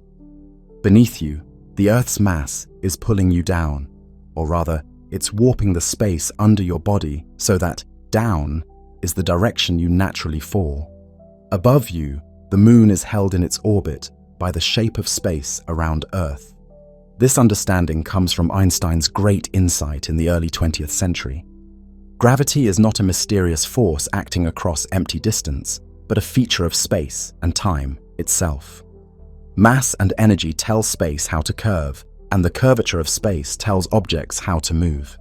In essence, Matter sculpts space, creating valleys and hills in the fabric of space-time, and objects simply roll along those curves. What you feel as gravity, the weight on your back as you lie in the grass, or the pressure of your body against your bed, is actually space itself pushing you downward, guiding you along the curved lines it has formed around the Earth. To visualize this, imagine space as a vast elastic sheet spread out under the stars. If you place a heavy object on that sheet, say a bowling ball to represent a star or planet, the sheet will dimple, sagging inward around the weight. Now, if you roll a marble nearby, representing a smaller object like a planet, the marble will no longer travel in a straight line. It will spiral around the bowling ball, caught in the curve. In reality, Earth orbits the Sun because the Sun's mass curves the space around it, creating a sort of well that Earth is rolling around. Earth thinks it's moving in a straight line, and indeed it is, locally, but space itself is curved, so straight for Earth is actually a loop around the Sun. There is no gravitational force pulling Earth in a literal sense. Earth is simply following the path allowed by the curved space, like a ball rolling around a curved bowl. All planets, all moons, all orbiting bodies are doing the same. They are not tethered by invisible strings. They are skating along the contoured roads of space. Right now, as you lie still, you are held to the ground by this phenomenon. The mass of the Earth has curved space under you such that down points toward Earth's center. Your body presses into the ground because space is telling you to move that way. The ground pushes back and holds you up. Space does this quietly and continuously. You feel the effect as weight, but really, it is space-time gently urging you along a curved path that the solid Earth prevents you from taking. If Earth were not here, that curvature would extend unopposed. You would fall freely along a path through space toward where Earth's center was. All of this happens with no sound and no drama. Space does its work quietly. In essence, what we experience as gravity is the shape of space around us. Matter, like the Earth beneath you, tells space-time how to curve, and that curved space-time tells matter how to move. Gravity is not something that reaches out through space. Gravity is space. The stillness around you, in fact, is full of these invisible curves and subtle depressions wherever there is mass nearby. If you could see the geometry of space, you'd see gentle indentations around every tree, for even small objects curve space a tiny bit. Deeper wells around the mountains, and a huge well under your body reaching to Earth's core. But space does its job so smoothly that you don't notice anything odd. You just stay attached to Earth as naturally as a leaf rests on the ground. This idea also means that when a massive object moves, it can create ripples in the fabric of space. Much like a stone dropped in a pond sends out waves on the water. Imagine two massive stars circling each other rapidly, or better yet, two black holes, extremely dense objects, spiraling together. They disturb the space-time around them so much that waves of curvature spread outwards. These are called gravitational waves, literal ripples of space traveling at the speed of light, washing through the cosmos. For a long time, we weren't sure these ripples really existed, but in recent years, scientists built instruments so sensitive that they could feel space-time tremble. When two distant black holes collided and merged in a galaxy billions of light years away, our detectors on Earth quivered ever so slightly. Space itself stretched and squashed by a tiny amount, far smaller than an atom, as the gravitational wave passed through. We heard the universe whisper through space-time. It was as if the stillness briefly sang a faint melody. Think about that. We built a device that can sense the movement of space from events that happened billions of years ago in far-off corners of the universe.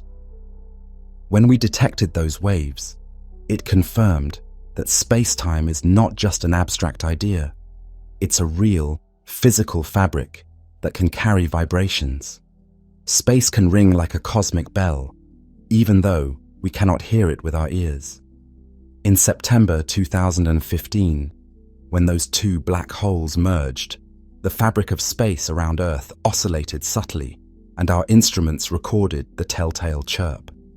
It was a triumph of human curiosity and a profound validation of the idea that emptiness has structure. The silence of space isn't absolute. If you have the right ears, space can indeed be heard. What an elegant picture, space as an ever-present elastic medium, carrying both the weight of stars and the whispers of their collisions. In summary, matter tells spacetime how to curve, and spacetime tells matter how to move. Gravity is not a pull through some void. It is the gentle guidance of objects along the contours of spacetime.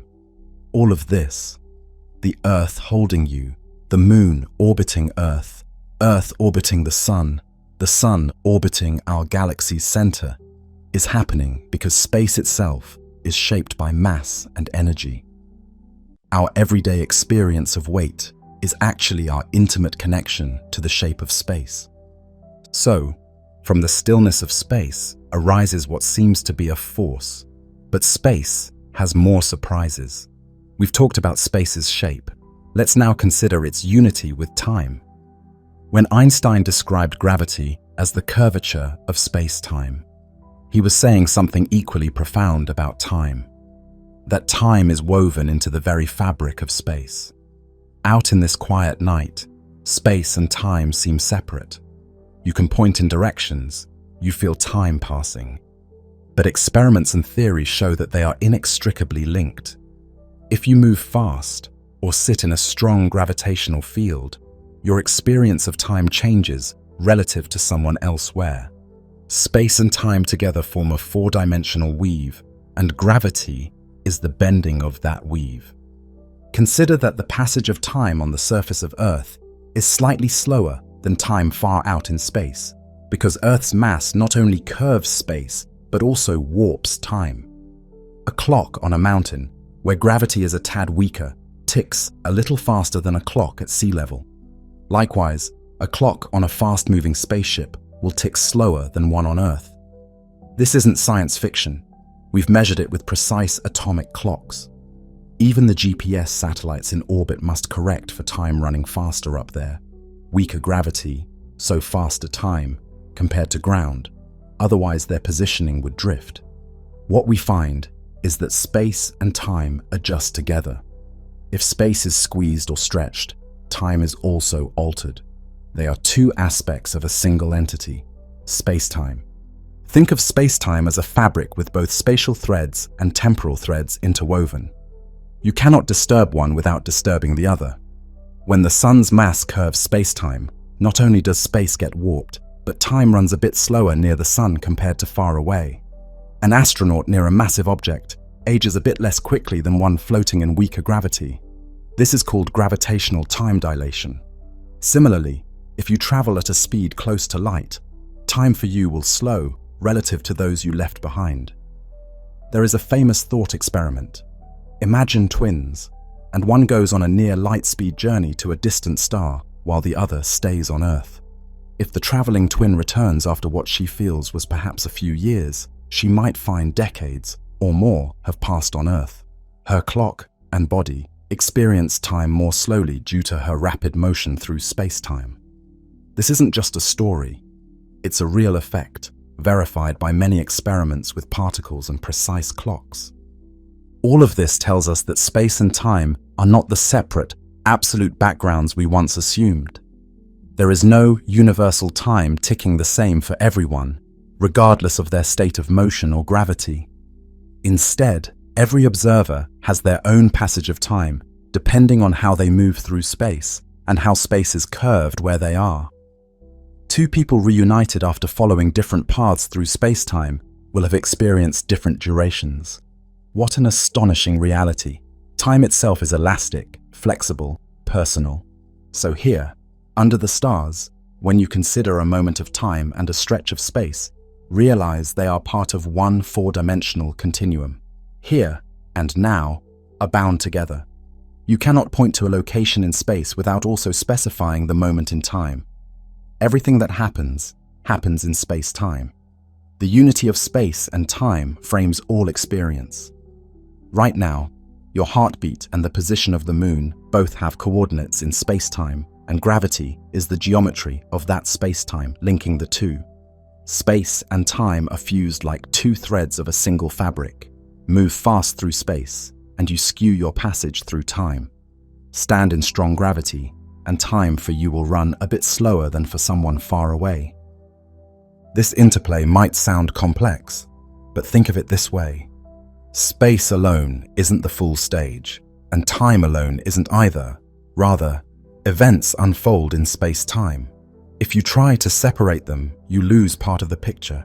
Even this peaceful moment has a space-time coordinate. You, here and now, under the night sky. As you lie there, time flows a tad differently than it would if you were orbiting the Earth or sitting on the moon, because the gravity and motion differ. The differences are small but real. Space-time enfolds you, ensuring that your now and here are connected into the grand tapestry of cause and effect that makes up reality. The important takeaway is, space and time are one fabric, and gravity is the bending of that fabric. The stillness you feel includes both space and time quietly doing their work. There is a timeless quality to this night because space and time together create that sensation. In this eternal present, you are embraced by space-time, which gently carries you along the stream of time while holding you in the structure of space. We have journeyed outward to see that what we thought was emptiness actually shapes the cosmos, and journeyed inward to see time intertwined with space. But the rabbit hole goes deeper. We must now explore the nature of space at the smallest scales, far smaller than a grain of sand, smaller than an atom, where an entirely new picture emerges. One might expect that if you zoom into space closely enough, you would eventually find absolute stillness and uniformity, perhaps even true nothingness. But our current understanding, through the lens of quantum physics, says otherwise. On extremely tiny scales, space is anything but smooth and still. It is frothing and fluctuating, buzzing with ephemeral activity. Physicist John Wheeler poetically called this the quantum foam. To grasp this, imagine shrinking yourself down beyond the microscopic, beyond the level of atoms, to a realm billions of times smaller. If you could stand there, if the word stand even makes sense at that scale, the tranquil emptiness you perceive at our scale would vanish. Instead, you'd witness space seething with spontaneous eruptions of energy. Particles would blink in and out of existence like fleeting sparks. Distances and directions would blur as uncertainty reigns. In quantum physics, even what we call a perfect vacuum, completely devoid of matter and cooled down to remove all heat, is not truly empty. There is a fundamental jitter that cannot be removed.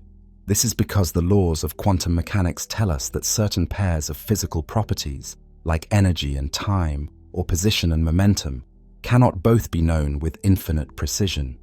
There is a built-in uncertainty, and because of it, a vacuum cannot have exactly zero energy for all time. If it did, we'd know both its energy, zero, and that it stays that way, no fluctuation, forbidden by quantum rules. Instead, the vacuum seethes with what we call zero-point energy, a baseline, irreducible energy. What does this mean in practice? It means that empty space is constantly witnessing tiny particles flickering into being from nothing, then vanishing almost immediately. These are often called virtual particles. For example, a particle of light, a photon, might momentarily pop into existence, along with a counterpart, perhaps an electron-positron pair, borrowing energy from the vacuum for a brief instant. They appear, exist ever so briefly, and then annihilate each other, paying back the energy.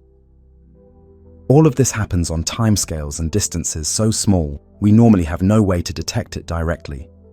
But it's happening everywhere, all the time.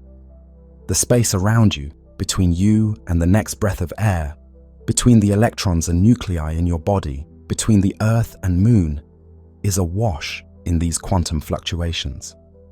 On the scale of the unimaginably small, much smaller than an atom's nucleus, space-time would not look like a smooth sheet. It would look like a turbulent ocean surface in a storm, full of random waves, bubbles, and wrinkles, hence quantum foam. One moment, a bit of space might have slightly higher energy, sprouting a virtual particle-antiparticle pair. An instant later they collide and disappear, leaving a slight vibration of energy that then might spawn another pair elsewhere. Space at that level is a riot of spontaneous activity, an invisible, high-speed flickering that averages out to a seemingly smooth, stable whole at larger scales. We've even observed tangible effects of this quantum vacuum. If you place two metal plates extremely close together in a vacuum, just a few nanometers apart, they will experience a tiny force pushing them toward each other. This is the Casimir effect, and it happens because the quantum foam between the plates is slightly different from the foam outside. Certain virtual particle wavelengths can't exist in the narrow gap, so there is a tiny imbalance, fewer electromagnetic modes between the plates than outside. The result is a subtle pressure that nudges the plates together. In essence, the empty space between the plates has less quantum activity than the space outside, causing them to be pushed inward by the more energetic fluctuations outside. It's a small force. You'd need sensitive instruments to measure it, but it's real and has been observed. It's as if the vacuum between the plates is not nothing. It exerts a gentle push. This is a direct demonstration that empty space is never truly empty. The vacuum is alive with energy and possibility. In particle physics experiments, we also see clues of the quantum vacuum. For instance, empty space can briefly lend energy for the creation of particle pairs that affect processes like nuclear decay. The very fact that protons and neutrons inside atomic nuclei can change forms via quantum fluctuations involving ghostly particles is tied to vacuum activity. Even the stability of atoms and the patterns of atomic spectra bear the imprint of zero-point energy. So, as incredible as it sounds, the takeaway is that emptiness is not truly empty. It's an active medium. The stillness we perceive is actually a frenetic dance at microscopic scales. The vacuum is constantly borrowing energy here, giving it back there, in accordance with quantum uncertainty. Put poetically, even when nature whispers hush, there remains an undercurrent of subtle noise, a quiet fizz of existence and annihilation on the tiniest scales. The concept of nothingness has been forever changed by this discovery. Empty space is a cauldron of potential, a field of fields, a stage for ceaseless miniature drama. If you were to shrink down into that realm, as a moment's imagination, since physically we cannot, you might see space flicker with tiny flashes, the foam that Wheeler described. It wouldn't be placid or uniform, it would be dynamic and random. The notion of a sharply defined point in space might lose meaning, blurred by these fluctuations. We sometimes say space-time becomes quantum foam at the Planck length, about 10-35 meters, far smaller than any particle. At that scale, the smooth geometry of space-time breaks down into something probabilistic and fluctuating.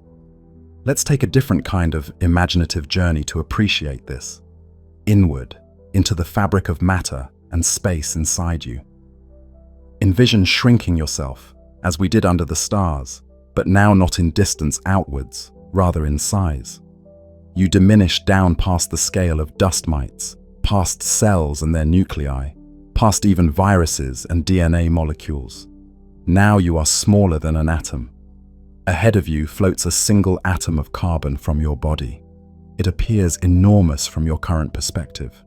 You approach it like a tiny spaceship nearing a planet. The atom consists of a blurry sphere, that is the cloud of electrons orbiting the nucleus. As you draw closer, this cloud is mostly transparent. You realize the electrons are tiny points moving so fast, they form a diffuse shell. You dive through this wispy shell of electron probability and find yourself in the interior of the atom. Suddenly, you are in what seems like a vast cavern. It feels eerily similar to drifting in space between stars. It is dark and almost empty. You might even see a faint glow of energy fluctuations around. The quantum foam flickers here too. For a moment, it's as if you're floating in a miniature version of outer space, a huge volume with almost nothing in it. Ahead, after some distance, you see a tiny but brilliant object, the atomic nucleus. You move toward it. What before was the immense atom is now mostly behind you. All that's left ahead is that nucleus, a cluster of protons and neutrons tightly clumped. It's small, incredibly small.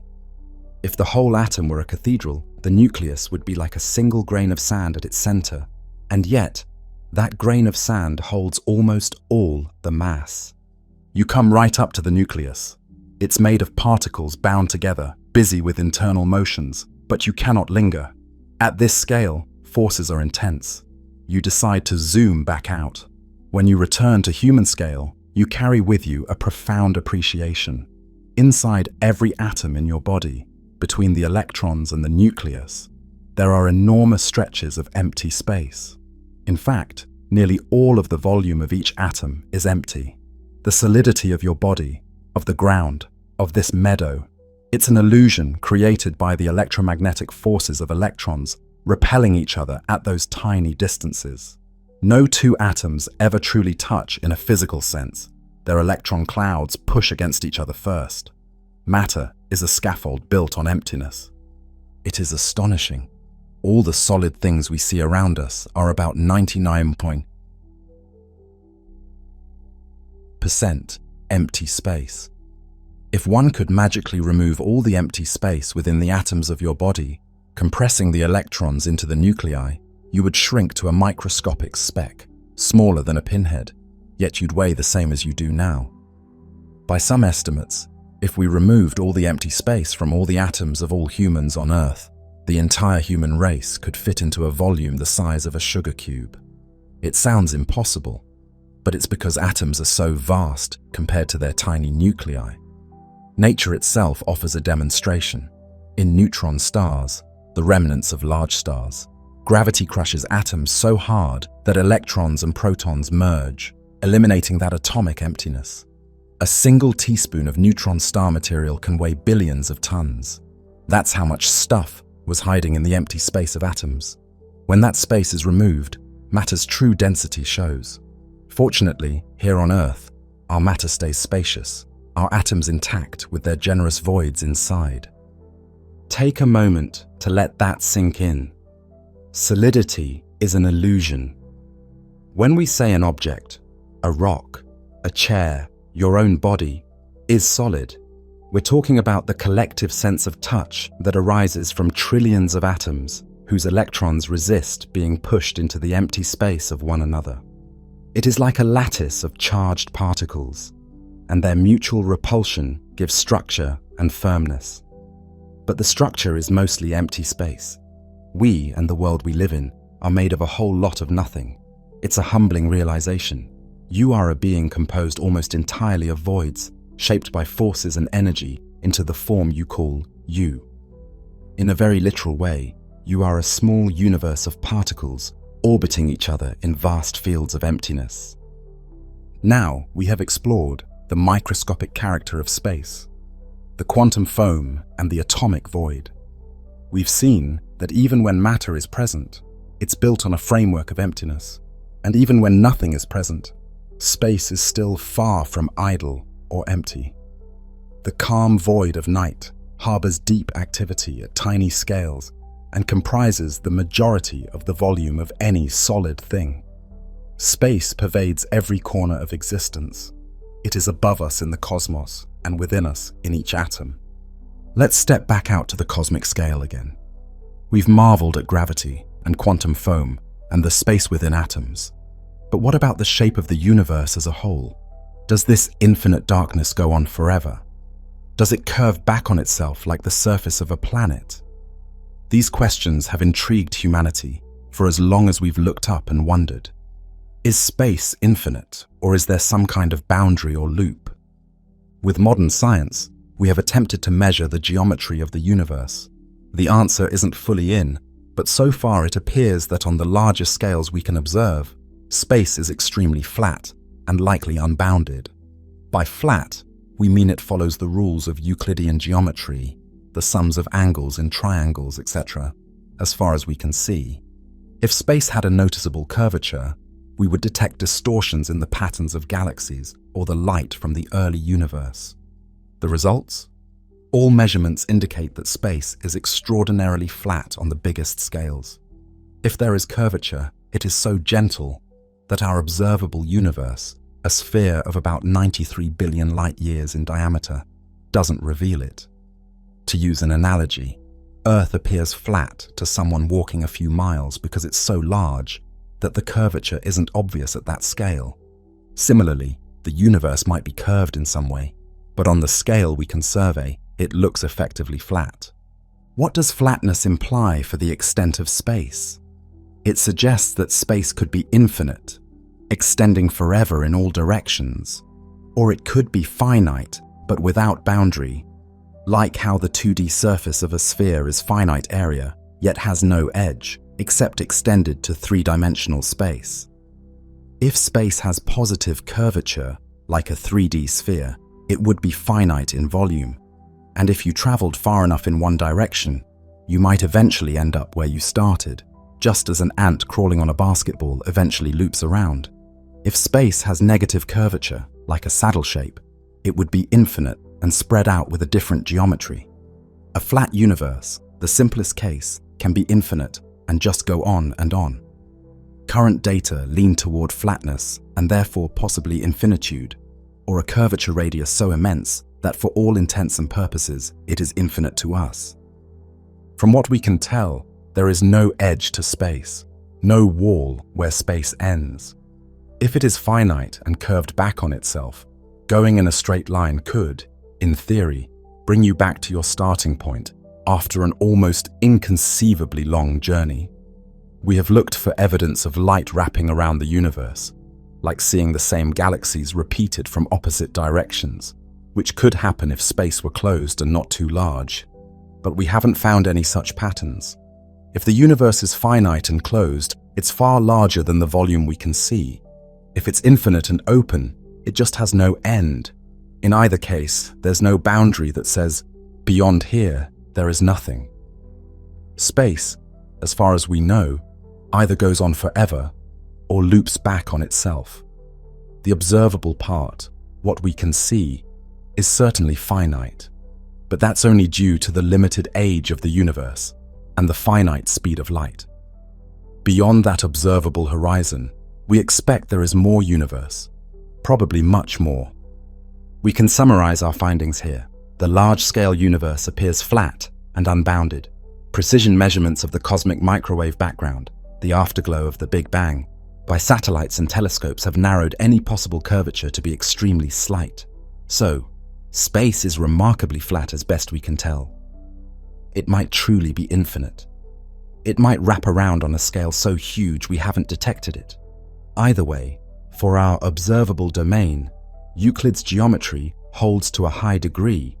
Parallel light beams do not meet, and the angles of a huge triangle drawn by, say, beams of light spanning billions of light years seem to add up to 180 degrees. This is a clue that the cosmos, on the whole, is not shaped like a sharp sphere or saddle within our view. If it is spherical, the sphere is enormous beyond imagination. If it is saddle-like, the curvature is so subtle that we haven't discerned it yet. In our contemplative journey, lying here under the night sky, it's awe-inspiring to realize we've been able to figure this out at all. By observing distant galaxies and the patterns in the microwave background, humanity has effectively used the universe itself as a giant ruler and protractor. We map the distribution of galaxies and notice that on large scales, they form a sort of cosmic web, filaments of clusters and superclusters surrounding huge, nearly empty voids. Those voids, expanses tens of millions of light-years across with hardly any galaxies, highlight again how dominant space is over matter. Matter forms a delicate lace, and space is the vast expanse between its threads. The cosmic web shows that even on the grandest scale of clusters of galaxies, emptiness stretches out between them, making up the bulk of existence. Indeed, when astronomers survey the cosmos, they see that galaxies are not evenly spread. They line up in filaments and walls, with enormous voids between.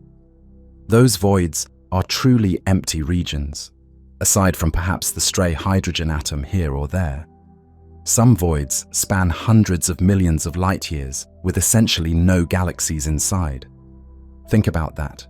Such a volume is mind-bogglingly large, and yet nearly completely devoid of stars, planets, or light. Just tenuous gas and darkness. Those cosmic voids are, in a sense, pure space on the largest scale, a testament to how predominant emptiness is.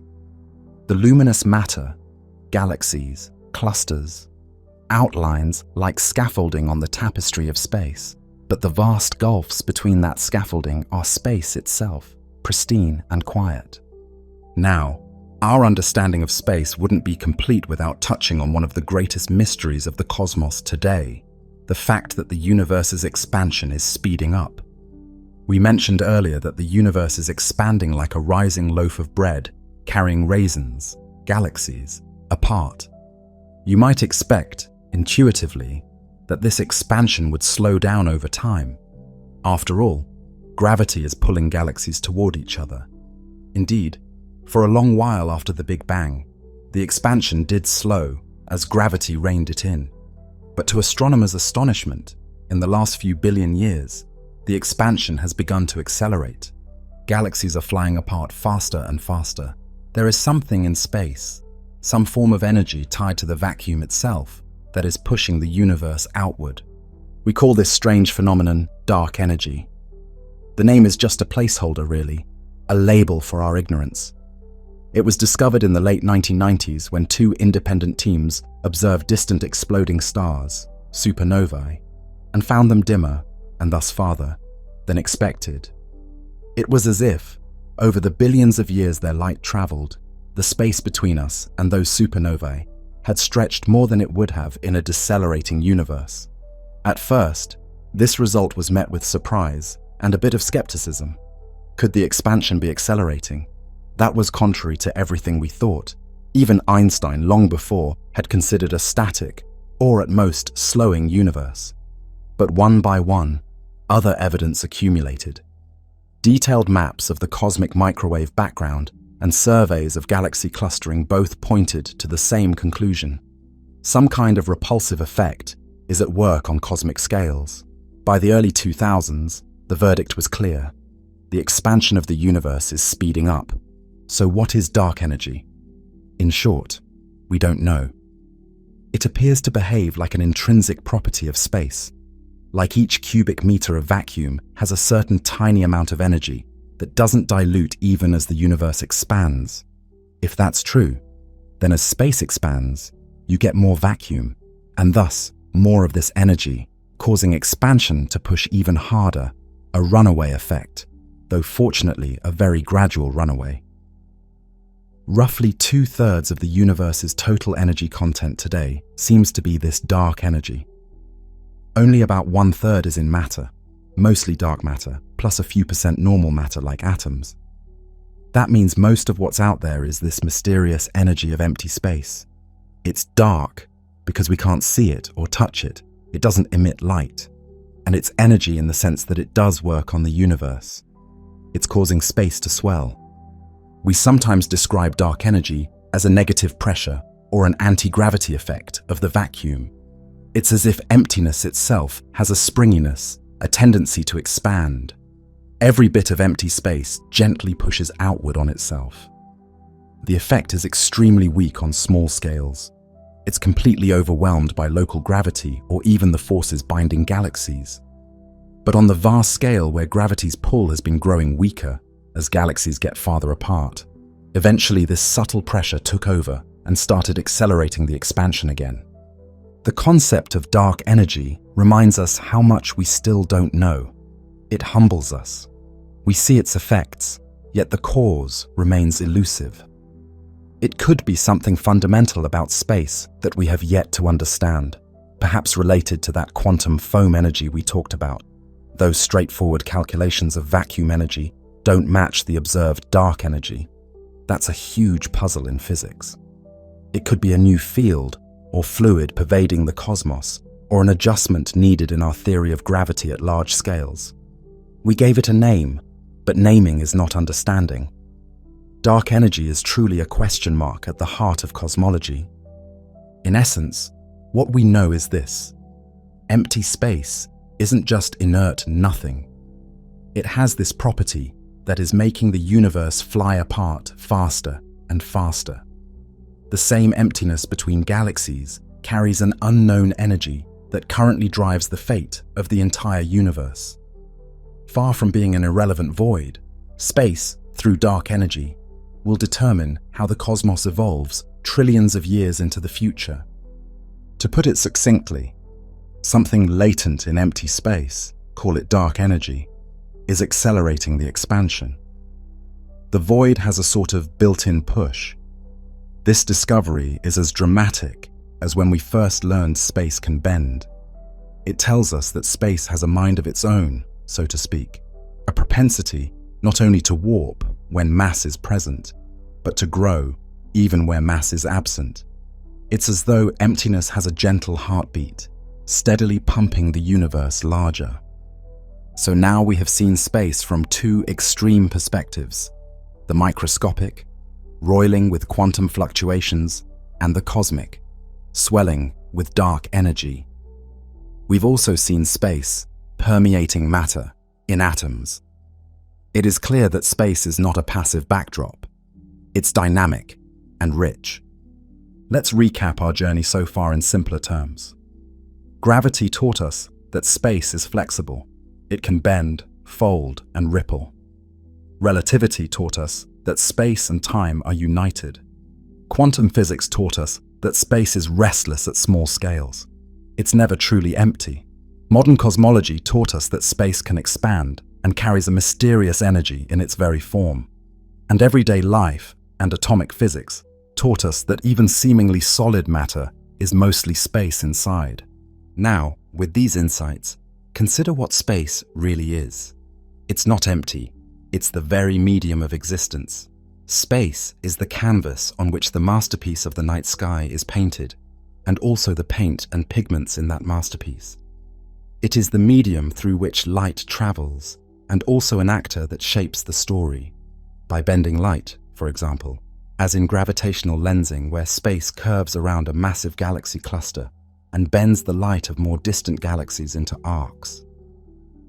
Space is the connector between distant objects, the silence that allows a conversation via light or gravity to happen across cosmic distances. Space is the stage on which all cosmic drama unfolds, and yet it is also an actor, shaping the plot with its curves and expansions. It is the ocean on which galaxies sail and the gentle tide that carries them apart. Space is a teacher of humility. It shows us that even what seems empty can hold unimaginable power and significance. It reminds us that absence can be potent, that silence can speak volumes. The stillness of space, which once seemed like nothingness, in fact contains the code that dictates the evolution of the entire universe. When we consider the scale of space and how much of everything is made of it, we might feel small, but there is comfort in it too. Space is a comfort in its constancy. It's been here since the beginning and will be here long after the end of all things. When we feel overwhelmed by our day, we can look up and remember how vast and enduring the universe is. Our worries shrink in the face of that perspective, not to trivialize them, but to soothe us with the knowledge that we're part of something much larger and older, where many troubles have come and gone under the eternal sky. Even our ignorance, like the mystery of dark energy, is a kind of tribute to how subtle and profound space is. It's astonishing to realize that only a century ago, we didn't know any of this. We thought the Milky Way was the entire universe, and we believed space was just an empty void that played little role. Now we've learned so much, that the universe is expanding, that space and time bend, that there are countless other galaxies, that space can erupt with virtual particles and drive cosmic acceleration. Each discovery has only deepened the wonder. Knowing that space can ripple and boil and propel galaxies doesn't take away the magic of the night sky. It adds layers of awe to it. The more we comprehend, the more we appreciate how extraordinary it all is. Finally, let's ponder one more speculation that stretches our imagination to the limit. The possibility that our universe's space is not the only space. Could it be that beyond the observable universe, or in dimensions or contexts we cannot see, there are other universes, other expanses of space-time, disconnected from ours? In other words, a multiverse. This idea is highly speculative, yet many scientists consider it plausible given certain interpretations of cosmology and quantum theory. One scenario arises from cosmic inflation, the extremely rapid expansion that likely occurred fractions of a second after the Big Bang. Inflation might not have ended everywhere at once. It could be bubbling continuously, even today, in distant realms beyond our horizon. Each bubble that inflation drops out would become its own universe with possibly different properties. Our universe would be one bubble among potentially countless others in a frothing metacosmos. To visualize this, imagine stepping outside our universe, a mind-bending thought, and looking at a larger sphere of reality. You might see an eternally expanding space like boiling water, with bubbles forming here and there. Each bubble is a universe, perhaps with its own galaxies and laws of physics. Ours is just one bubble that happened to inflate and then slow down, allowing stars and galaxies to form. Some bubbles might remain forever separate, carried away by relentless inflation in between. Others might occasionally collide, potentially leaving subtle imprints. People have even searched our sky for patterns that could be from a collision with another universe bubble, though none has been confirmed. In this view, reality is far grander than what we can see, a multiverse of universes. Another multiverse concept comes from quantum mechanics, the many worlds idea, where every quantum event splits reality into multiple branches. In that interpretation, there is a vast ensemble of parallel outcomes, parallel universes coexisting in a larger quantum reality. If true, there might be another version of you in a parallel world where some decision or event went differently. This is a different flavor of multiverse, more about layers of reality stacking on the same space rather than separate bubbles of space. But it underscores how space might be part of a much larger tapestry. Whether through cosmic inflation or quantum many worlds, or other ideas, like perhaps a cyclic universe that periodically resets, the multiverse remains a hypothesis.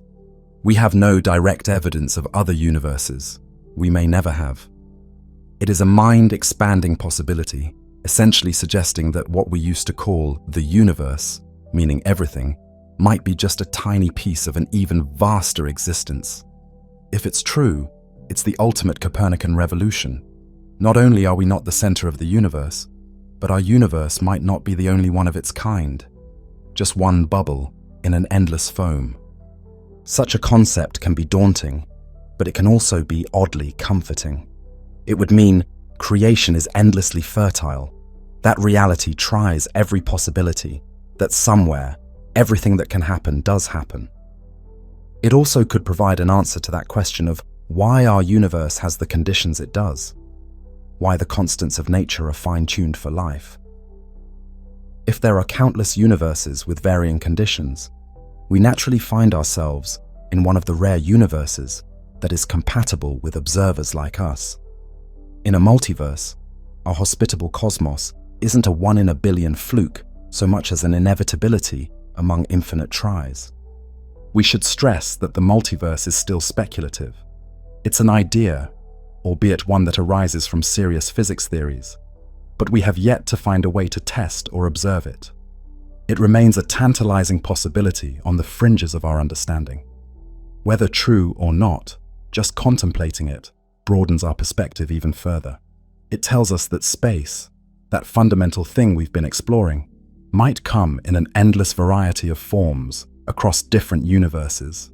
Perhaps some universes have more dimensions of space, or different kinds of particles, or maybe no matter at all, just endless, empty space-time, expanding or contracting. The possibilities are endless. Even if the multiverse remains unproven, thinking about it does one certain good. It underscores just how precious our particular universe is. We have this vast cosmos to explore and understand, full of wonders like those we've discussed tonight. We might be essentially alone, with no other universes ever reachable, or we might be one among billions. Either way, our task and our joy is to know our universe as deeply as we can and find our meaning within it. Now, let us gently return to where we began, to the simple stillness of the night and the feeling of space around us. After journeying through curved space-time and quantum foam, across the cosmos and into the atom, we come back to ourselves, lying here under the sky, whether literally or in our mind's eye, quiet, at peace, and maybe a little wiser. The night is still as it was, but we are not the same. The darkness holds more meaning now. We can sense, behind the silence, the faint echoes of all those phenomena we've talked about. The whisper of space-time, the hum of the quantum vacuum, the faint pressure of dark energy, the quiet spaciousness within our very cells. The stillness around us resonates with the knowledge that it is not an empty stillness at all, but full of structure and story. Space is not empty. It's imbued with the fabric of existence. It connects everything to everything else. In this darkness, the light from distant stars travels. The space allows it to move at the fastest speed possible. The gravity of the Earth extends through space to tug on the moon. Fields, like the electromagnetic field, permeate space and allow radio waves, visible light, X-rays, all forms of light to propagate. Invisible geomagnetic fields from Earth reach out into space around you right now. Space truly is the medium in which all things exist, and through which all interactions occur. If it were somehow removed, all those interactions would vanish, and nothing could happen or even be. Consider some of the roles of space we've encountered. Space is the canvas on which galaxies paint their grand designs, and also the weaver that curves and folds itself to create gravity's effect. Space is the nurturer of structure. Its quantum fluctuations seeded galaxies, and its expanses gave them room to grow. Space is the arena of all history. Every event that has ever happened, from the birth of a star to the firing of a neuron in your brain, took place in space-time. Space is the ultimate connector. When you touch a loved one's hand, it's the space and electromagnetic force fields in that space, between the atoms of your hand and theirs, that communicates the pressure and warmth. Space is a teacher. It teaches us that what appears empty can be full, that absence can have presence. It is a guardian of the universe's secrets, hiding dark energy within itself, keeping the ultimate fate of the cosmos in its hands. And space will be the stage for the universe's far future. Looking trillions of years ahead, one can envision a time when space will be virtually all that remains. As the eons pass, galaxies outside our local group will drift farther and farther away, eventually vanishing beyond the horizon, their light stretched into oblivion by the expanding space. The night sky will grow emptier as distant stars disappear from view. Trillions of years from now, even the stars in our own galaxy will exhaust their fuel. One by one, they will wink out, leaving behind faint embers, white dwarfs, neutron stars, and black holes. These remnants will gradually cool and evaporate, in the case of black holes, via Hawking radiation, over an incomprehensible span of time. The universe will continue to expand and cool toward a state of almost complete darkness. In that far future, no new stars are born. No bright galaxies light up the sky. What remains is largely space itself. Vast, cold, nearly empty, studded only sparsely with subatomic particles and the fading whisper of photons from long ago starlight. And yet, through it all, space endures. The same fabric of space-time that was there at the fiery birth of the cosmos will still be there in that silent twilight eons hence. The stage persists even after the actors have left. Perhaps that will be the final chapter of our universe. An ever-expanding dark volume of nearly pure space, quietly extending into eternity. Perhaps, someday, quantum fluctuations within that nothingness might seed a new Big Bang, a new universe, a speculation in some cyclic cosmologies. But either way, the legacy of space is that it is the last cosmic witness. When all else has come and gone, space will still be here, silent and waiting, as it was in the beginning. Space is, in a sense, the alpha and omega of the universe, present at the start, shaping everything in between, and remaining at the end. Now, back to this moment. The night is deep and beautiful. The quiet around you, this gentle void, is the same entity we've been contemplating in all those extraordinary ways. Let that sink in. The empty air and space enfolding you right now carries the heritage of the entire cosmos. It carries the gravity that holds you to Earth. It carries the starlight that reaches your eyes. It carries the potential for future worlds and the echo of the very birth of the universe, a faint whisper of microwave background that bathes all of space, even now, at about 2.7 degrees above absolute zero, giving the night a slight warmth. This space around you is part of the same continuum that bends around a black hole and expands between galaxies and buzzes with vacuum energy. You are deeply connected to the universe through space. You always have been.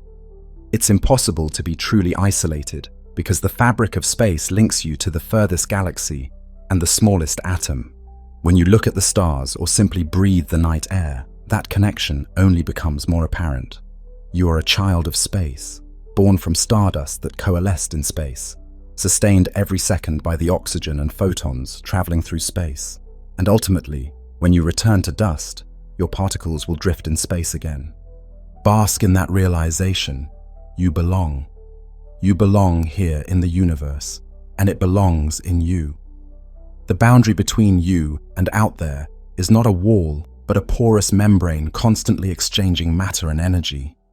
You inhale the atmosphere, drawing in molecules that might once have been exhaled by ancient trees or dinosaurs, and ultimately originated in cosmic processes. You exhale, and your breath's atoms eventually mix into the sky and beyond. In a physical sense, you are never separate from the universe. You are always in communion with it. Take another slow, gentle breath.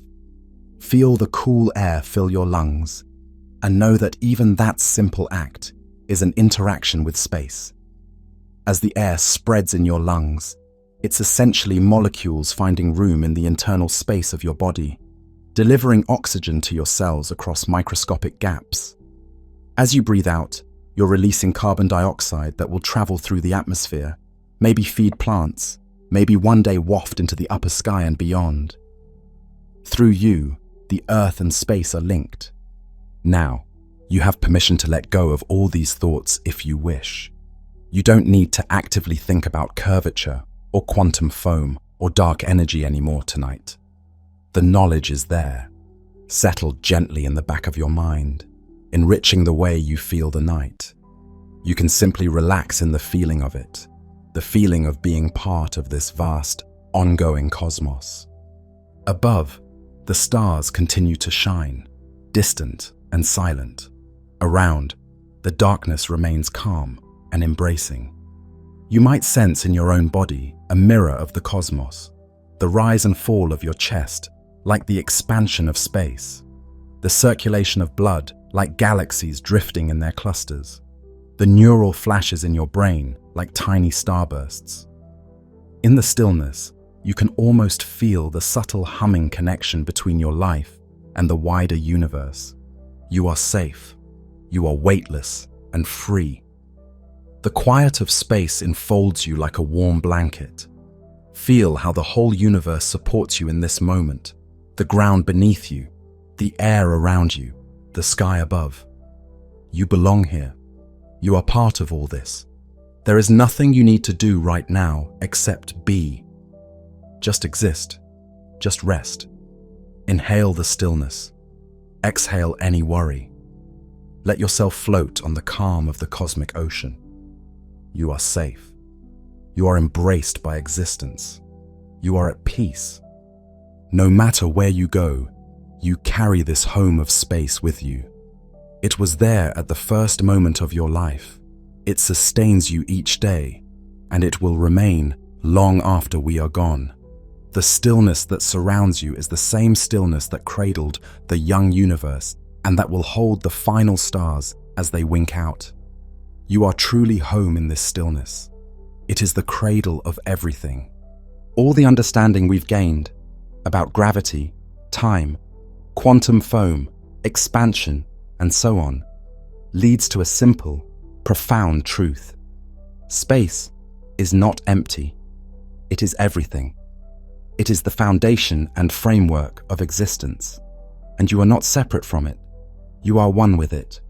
An expression of the universe, a part of space, becomes self-aware. When you gaze at the night, the universe is gazing back at itself through your eyes. So rest now, gently, in the embrace of space. Feel the deep peace of knowing that you are held by the same darkness that carries the stars. The infinite extends around you, quiet and caring. Let go of any remaining tension. Let it fall into the vast well of calm that is space. Let your thoughts drift like gentle clouds across the sky of your mind. No need to chase them. They can float away into the darkness, leaving you calm and clear. You are safe. You are weightless. You are free.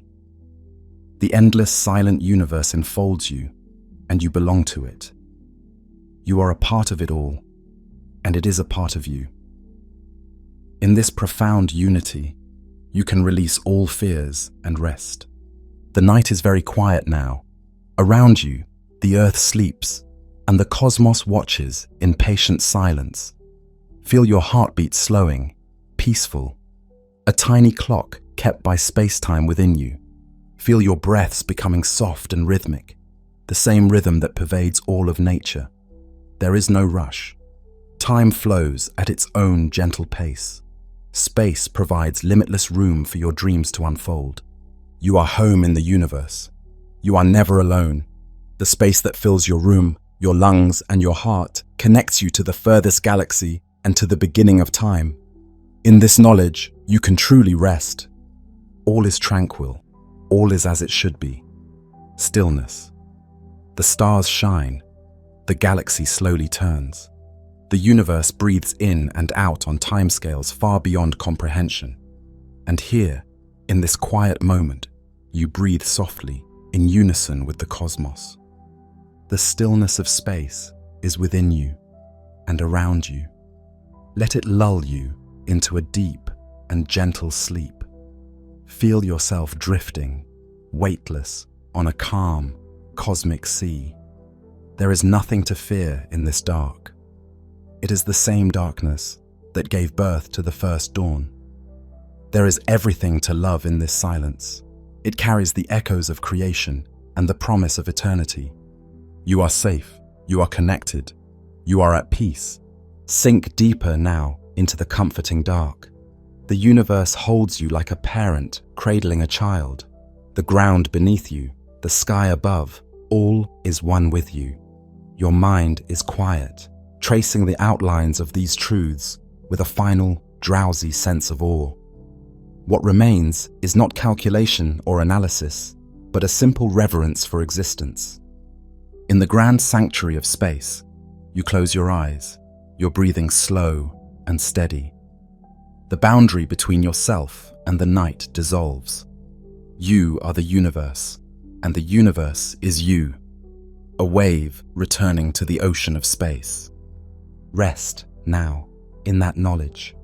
Rest in the arms of the cosmos. Feel the profound stillness, the gentle, omnipresent support of space beneath you, holding you up as it has held up worlds and suns and galaxies. Let that stillness fill you. There is nothing more to do, no more striving needed. Just be. Just let yourself go, like a leaf floating on a vast dark pond, carried by the calm currents. Space will watch over you. It has always watched over everything. Your mind is calm. Your body is relaxed. The stars continue their silent vigil overhead, and you drift closer to sleep, carried by the same silence that spans the light years. The feeling of space, that stillness, that openness, that gentle cradle of all things is all around you, and it soaks into your very bones. In this moment, you are that stillness. There is no separation. Quietly, the universe whispers you a lullaby in the language of silence. It says, "You are home. You are home." Let yourself drift in this infinite peace, stillness, silence, space. The journey is complete. The knowledge is within you. The stillness is everything. You are a child of the cosmos, and the cosmos is kind. Feel its love in the quiet of the night. Space is not empty. Space is everything. And you, your atoms, your mind, your life, you are part of that everything. You always have been and always will be. In the great dark between the stars, there is comfort and belonging. In the stillness here, there is the embrace of the infinite. Be at peace, dear traveler of the universe. You are home in the stars and the night. The space around you is your space. The silence around you is your silence. Nothing separates you from the whole. You are safe. You are loved. You are one with the deep, eternal stillness of space. Rest now in that eternal stillness. Let the quiet carry you into restful sleep, as gently as a mother rocks a baby, as naturally as night becomes dawn. The universe holds you. Stillness, silence, sleep. Good night, child of space. The cosmos within and around you watches over you, now and always. Stillness. Drifting in darkness, one might assume we have entered pure emptiness, a perfect void. But paradoxically, this void is full, invisible to our eyes, intangible to our skin. An entire invisible architecture underlies the darkness. Space is not a barren stage. It is alive with unseen phenomena. First, consider the idea of space itself as something, not just an emptiness to move through, but a fabric that can bend and ripple. Over a century ago, Albert Einstein revolutionized our understanding with the notion that space and time are intertwined and dynamic. Here in the silence, you can almost feel it. The very space around you has a texture, a geometry. You are weightless now, far from any planet's pull, yet you still sense the faint tug of gravity from distant bodies. This is because the fabric of space-time is curved ever so subtly by the mass of everything in the universe. Even where there is no star or planet in sight, space isn't flat nothingness. It's shaped by the gravity of far-off galaxies, by clusters of matter unseen but present. Extend your hand, in imagination, and try to touch the darkness. What do you feel? Nothing. And yet, not nothing. Throughout this emptiness, fields permeate. Think of a field as a kind of invisible grid that can carry energy or force. One example is the gravitational field. It extends infinitely, binding galaxies and holding you gently in the cosmos even out here. Another example, the electromagnetic field. Even where no light shines now, the electromagnetic field is everywhere, capable of carrying light across trillions of kilometers or transmitting the crackle of a distant pulsar's radio whisper. It is through this field that starlight travels. And when that light passes by a massive object, the field, and thus space itself, warps, bending the light's path. Now dive deeper. Modern physics tells us that even in a perfect vacuum devoid of all matter, quantum fields fill space. Picture, on an incredibly small scale, that the silence is broken by a constant, gentle fizz of activity. Particles flicker in and out of existence, like tiny fireflies, appearing and disappearing so quickly we can hardly say they were there. This isn't science fiction, but the strange reality of the quantum vacuum. What we call empty space is more like an ocean of possibilities, with fields for every particle, electrons, quarks, photons, and more, lying dormant like a calm sea, yet capable of excitement.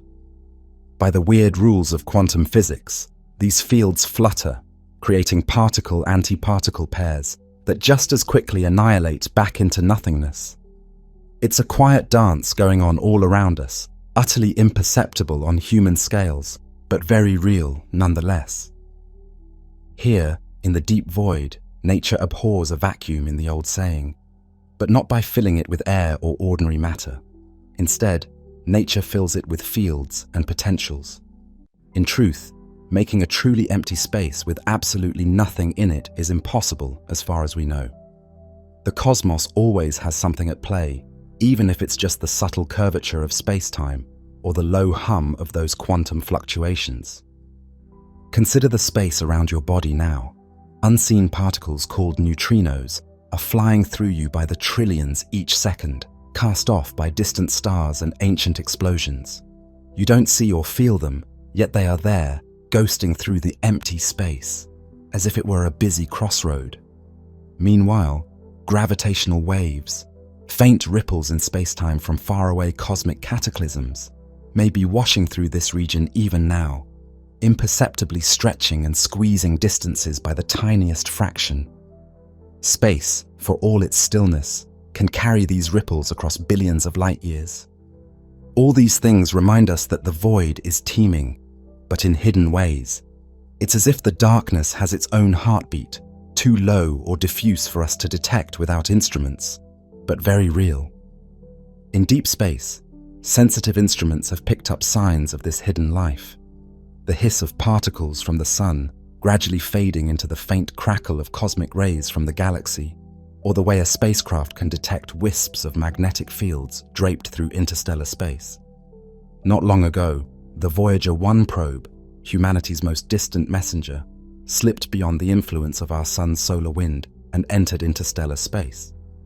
Out there, it heard something astonishing, a faint hum of plasma, a vibration in the very sparse gas between the stars. In the middle of what seemed like utter emptiness, there was the slightest whisper, the interstellar medium itself quietly singing on a narrow radio frequency. It was as if the void had a voice after all, hidden in electromagnetic vibrations. So as we float here, let's banish the thought that we are in nothingness. Instead, realize we are immersed in a grand, subtle structure. We are in the midst of an invisible ocean that connects all things. Space is not empty. It is a medium, not a medium like air or water, but a medium that carries light and gravity, a stage that can bend and ripple, a field of potential. If we had the right senses, the darkness would light up with activity. We might see the gentle curvature like dim swirls in black glass, hear the soft static hiss of particles popping in and out of existence, or feel the tug of far-flung masses moving the fabric under us. The silence and darkness remain, but now we know the truth. Behind them lies complexity and structure. The void is alive with fields, and those fields cradle us even as we drift. The emptiness, ironically, is full. Having opened our minds to the living void, we can now carry onward. With respect for the unseen tapestry around us, we begin our outward journey from Earth, a journey that will take us through successive layers of cosmic emptiness, each revealing new wonders hidden in the dark. From home, into the dark, leaving Earth's embrace. Our journey truly begins now. Picture Earth below you, a tender blue glow haloed in sunlight against the black of space. As we depart our home, we leave behind the last familiar sounds, the whisper of wind, the murmur of human life, even the faint radio chatter from civilization. As we rise above Earth's atmosphere, the air thins and the sky darkens from blue to indigo to black. The comforting blanket of atmosphere that carries sound is gone. The silence of space welcomes us fully, and the only remaining voice is the quiet hum of our spacecraft systems, or perhaps our own breath in the suit. Look down one more time at that lonely speck of a planet, shining against the cosmic night. It is astonishing how small the cradle of all humanity appears against the backdrop of the universe. In a few hours of imagined travel, Earth shrinks from a vast globe to a bright bluish star, then merges with the brilliant point of the sun. Soon, the inner solar system becomes a memory, a faint glow of our star with tiny pinpricks of planets that quickly vanish into the sun's glare. We glide past Mars's orbit. The ochre dot of the red planet recedes behind us. We pass mighty Jupiter, its banded clouds and great red spot just visible for a moment as a striped marble before it too is lost in the distance. We catch a last glimpse of Saturn's rings shining like a delicate halo. Then Saturn fades. Uranus and Neptune, pale blue twins, slide by one after the other, bidding us farewell with their cold, reflected sunlight. Each world's departure marks our ship's steady progress into the deep. With each passing planet, the sun's light dims slightly more, its warmth weakens. The solar system's glow, the bright stage of humanity's entire story, is shrinking behind us, turning into just one more star in the sky. Out here, sunlight is no longer the fierce golden flood we know on Earth. It has faded to a gentler, distant gleam. With each 100 million kilometers we travel, the sun diminishes, its rays growing weaker, until it is but an intense star among others, no longer blindingly bright. The warmth that once caressed our face on a summer day is now diffused. In shadows, the cold of space encroaches quickly. We are headed toward the edge of the solar system, a frontier not marked by any solid barrier, but by a change in the very environment around us. As we glide beyond the orbits of the outer planets, we cross through a diffuse realm of ice and rock, the Kuiper Belt, home to dwarf planets like Pluto and countless comets circling in the dark. These ancient frozen remnants occasionally catch a glint of sunlight, but mostly they drift unnoticed. Imagine passing one, an irregular chunk of ice and dust floating alone, sunlight just barely painting one side in a dim grey glow, the other side in perpetual night. This far from the sun, space takes on an even deeper black. Turn your gaze away from the sun's direction, and the sky is a rich spray of stars on velvet in every direction. Finally, we approach the heliopause, the boundary where the influence of our star wanes. Here, the solar wind, a stream of charged particles blowing outward from the sun, slows and collides with the sparse gas of interstellar space. It is the edge of the sun's protective bubble, the heliosphere, and beyond it lies true interstellar space. The Voyager 1 spacecraft crossed this boundary in 2012, and for the first time, a human-made object tasted the interstellar wind. Now we, too, symbolically cross this invisible threshold. The particle density around us drops even further. The breeze of particles from our sun gives way to an even fainter presence. The faint traces of gas, dust, and cosmic rays that fill the galaxy. Pause here for a moment. We are at the frontier of our solar system, tens of billions of kilometers from home. If you look back, you might just catch Earth's distant star-like glimmer, reflecting a bit of sunlight, perhaps not even visible without aid. All the planets we know are behind us now, clustered near that tiny sun, Ahead lies a gulf so vast our measures of distance strain to describe it. If we were truly aboard a spacecraft, this is the point where the sunlit solar system ends and the long night of interstellar space begins. Here, the silence deepens. We shut off our engines to drift and listen.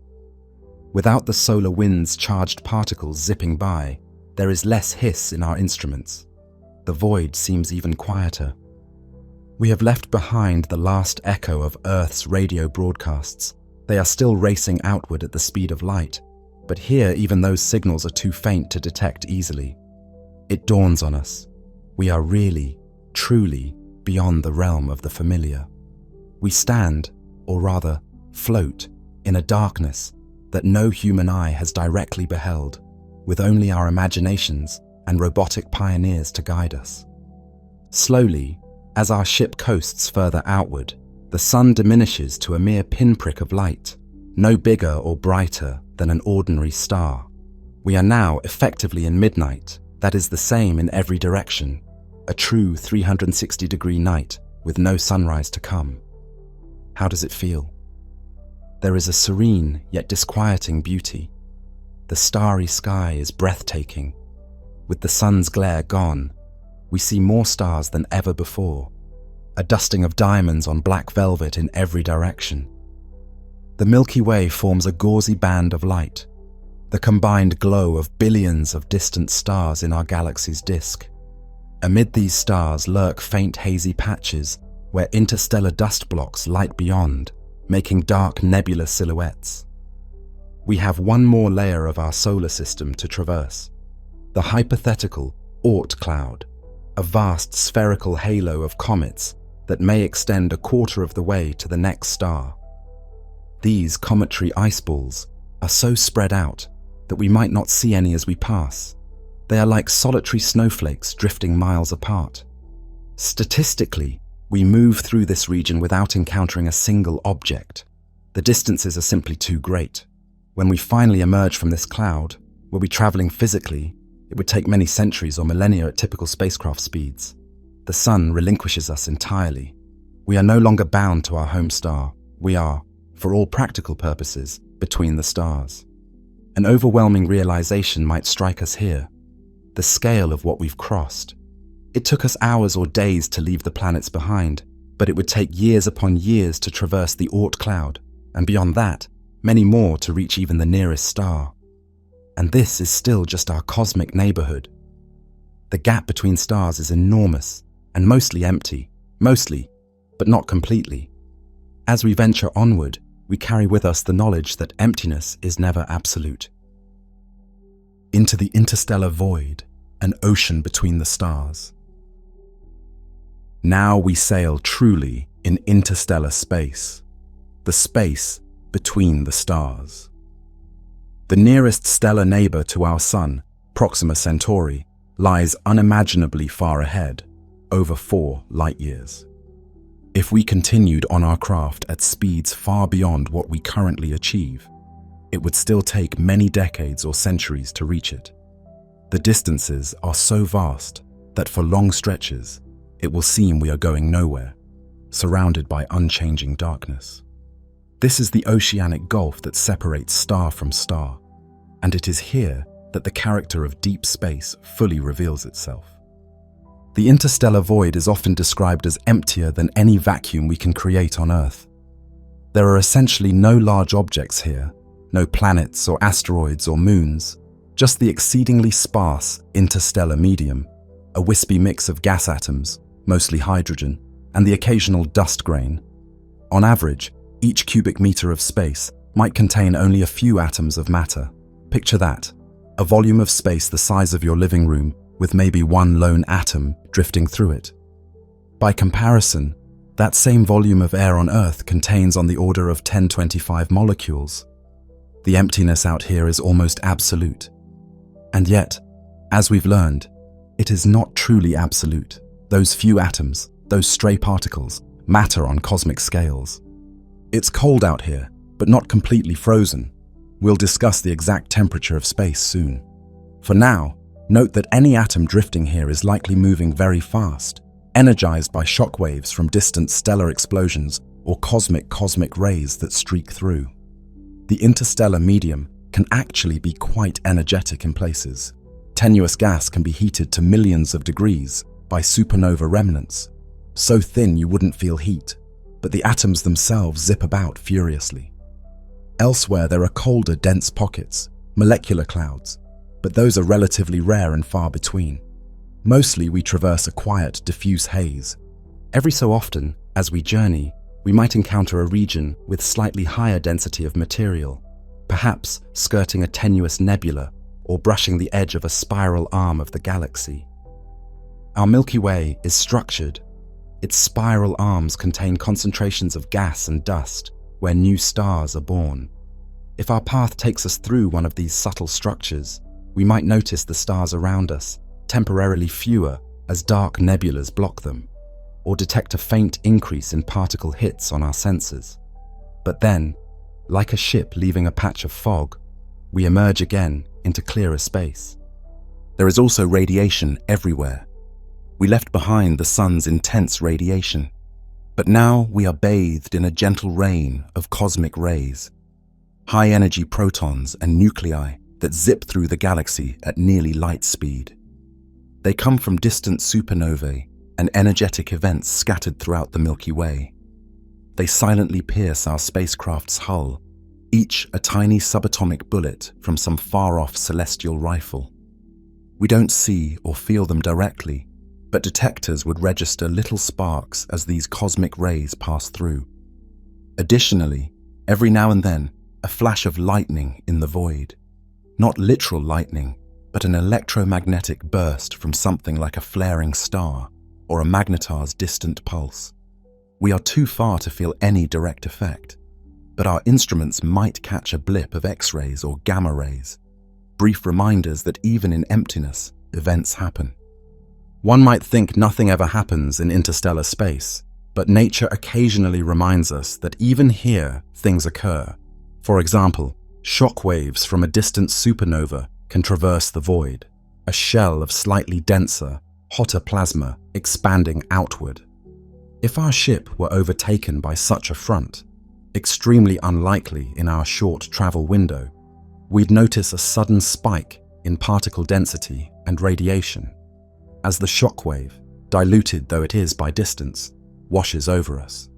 It would be a reminder that even the silent sea of space has weather of a sort, cosmic weather, measured not in rain or wind, but in surges of radiation and gusts of charged particles. As we travel, let's imagine we cross paths with something unexpected. The chances are minuscule, but the galaxy is vast and full of surprises. Perhaps we encounter a lone fragment of a comet or a rogue asteroid drifting, debris from some ancient encounter that was flung out here.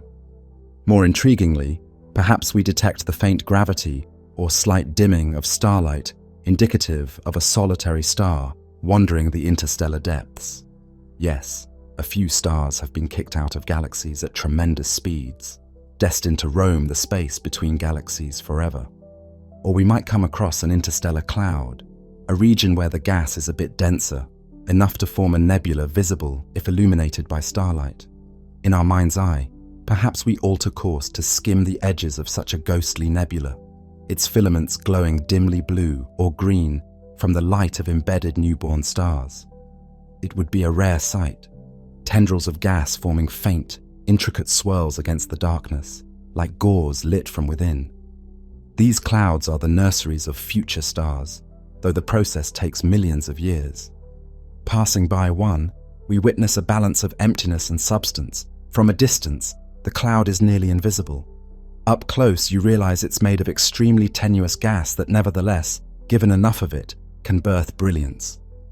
Without an external reference, it's easy to lose track of motion, but we are indeed moving, perhaps drawn subtly by the gravity of the nearest star ahead, or simply coasting on the momentum we had leaving the solar system. Let's orient ourselves. The nearest star system, Alpha Centauri, of which Proxima is a member, is a bit more than 4 light-years away from Earth.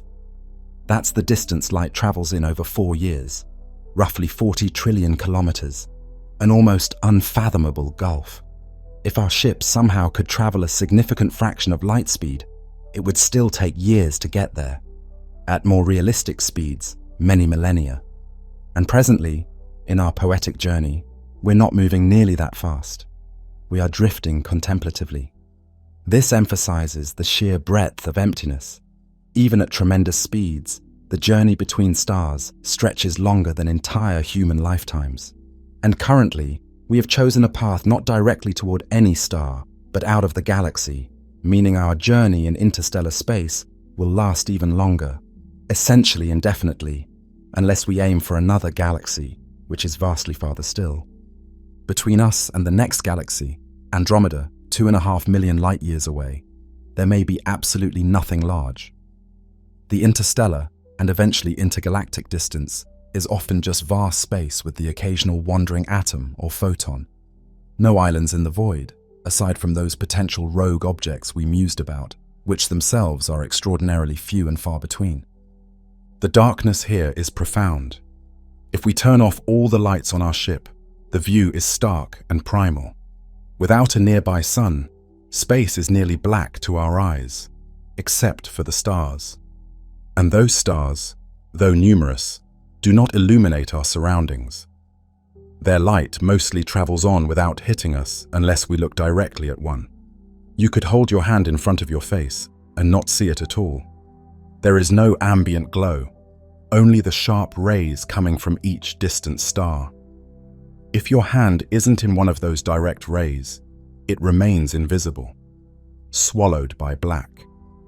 That's an utter darkness few have experienced, since even on Earth at night, the atmosphere and environment scatter some light.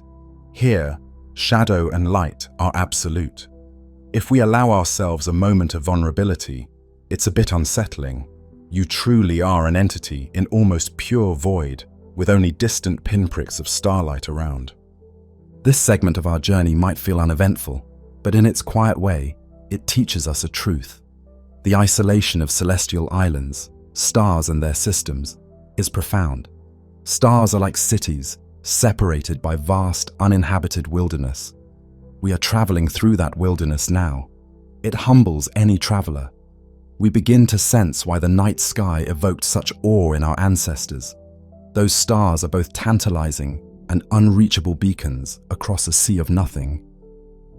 As we continue toward the deeper reaches of our galaxy, or rather, out of our galaxy, we have set a course aiming above the galactic plane, seeking to exit the Milky Way. We prepare to encounter something that will bring many of these abstract concepts into a tangible form. A lonely world adrift in this sea of night, a rogue planet. Before we leave the domain of starlight entirely, we might cross paths with one of these drifting worlds. It will give us a direct experience of what it means to exist in deep space without the light or warmth of a sun, a piece of solid matter enduring the cosmic night. Let's approach this silent, cold traveler next. Rogue planet, a lonely world, adrift in darkness. In the beam of our spacecraft's spotlight, something solid materializes out of the eternal night, a planet, but one with no star in sight. We have found a rogue planet, a wanderer in interstellar space. It's a world cast out from its parent star system long ago, now doomed to roam the galaxy in perpetual darkness. Our instruments first detect it not by sight, it's virtually black on black, but by a subtle gravitational tug and a slight blurring of background starlight, signs that a massive object is near. We angle our ship toward it and shine powerful floodlights to illuminate the surface as we draw closer. Imagine shining a flashlight into a dark ocean and revealing, in the void, the outline of an island. That is what this feels like. The rogue planet's surface slowly comes into view. Perhaps it is a rocky, frozen world, its surface coated in frost, or it could be a gas giant with faint, ghostly cloud bands visible in our spotlight. For concreteness, let's assume it's a rocky planet, somewhat larger than Mars. The surface is an expanse of ice and rock. Long, jagged cracks run across plains of frozen water or ammonia. If it once had an atmosphere, much of it may have condensed and frozen onto the ground in crystals that glitter in our lights like tiny stars on the surface. There is no day-night cycle here. The entire planet is in endless night. Only the faraway stars speckle its sky. They would appear as one might see from any dark location, though without a sun, even the nearest stars would provide negligible illumination. If the planet has no atmosphere, the stars wouldn't twinkle. They'd be pinpoints in a stark black firmament. And they do not move through a night. The concept of a day or year has lost meaning without a sun to orbit or spin around in light. The planet might still rotate, but there is no sunrise, no sunset, just constant night, aside from our ship's transient lights. What is the temperature on the surface? Almost certainly near absolute zero, just a few degrees above it. Perhaps slightly warmer if the planet has internal heat left over or radioactive decay warming its core. But on the surface, any air or water is frozen solid. If there were an atmosphere once, it likely collapsed into frost and thin layers of ice on the ground when starlight vanished. A world like this is presumably geologically dead on the surface, although who knows, deep down there could be some warmth. Imagine stepping onto this world. You plant your boot on ground that has perhaps not felt a single touch in billions of years. Your suit's headlights cast long, sharp shadows over an alien terrain that has never known natural light. The ground crunches as you walk, possibly a mix of frozen gases and regolith. If there were any wind once, now there is complete stillness. If there were any life in the distant past, it likely perished or retreated deep below. The environment is as harsh as it gets, a cosmic winter that never ends. Look up from this rogue planet's surface. The sky is full of stars, likely breathtakingly so. Unpolluted blackness with the Milky Way arching overhead as a misty band. Without a sun of its own, the planet's sky knows only the light of other suns. If it has a moon or two, conceivably, if they were also ejected together, you might see their dark forms or faint reflected starlight as they drift, but nothing like the bright face of our moon. Centuries ago, the French philosopher Blaise Pascal wrote of the eternal silence of infinite space, filling him with dread. That sentiment resonates even now. The vast emptiness can test the courage of anyone. Standing on this rogue planet, you feel that eternal silence viscerally. The only sounds are your suit's breath and perhaps the crunch of your footsteps. The only light is what you bring. It is a tableau of utter isolation. Yet even here, one can find a strange beauty. The planet's frost-laden rocks sparkle under our lights. The stars above are unwavering and brilliant. Perhaps a distant nebula, or the glow of the Milky Way's core, adds a faint cloudy sheen in one portion of the sky. This world, though lonely, is part of the galaxy and shares in the grand cosmic panorama. Astronomers suspect there could be countless such orphan worlds in our galaxy, possibly even more free-floating planets than there are stars. Some might be gas giants, still slowly cooling from their formation, perhaps emitting a faint infrared glow from leftover heat. Others could be smaller, rocky bodies like the one we tread upon.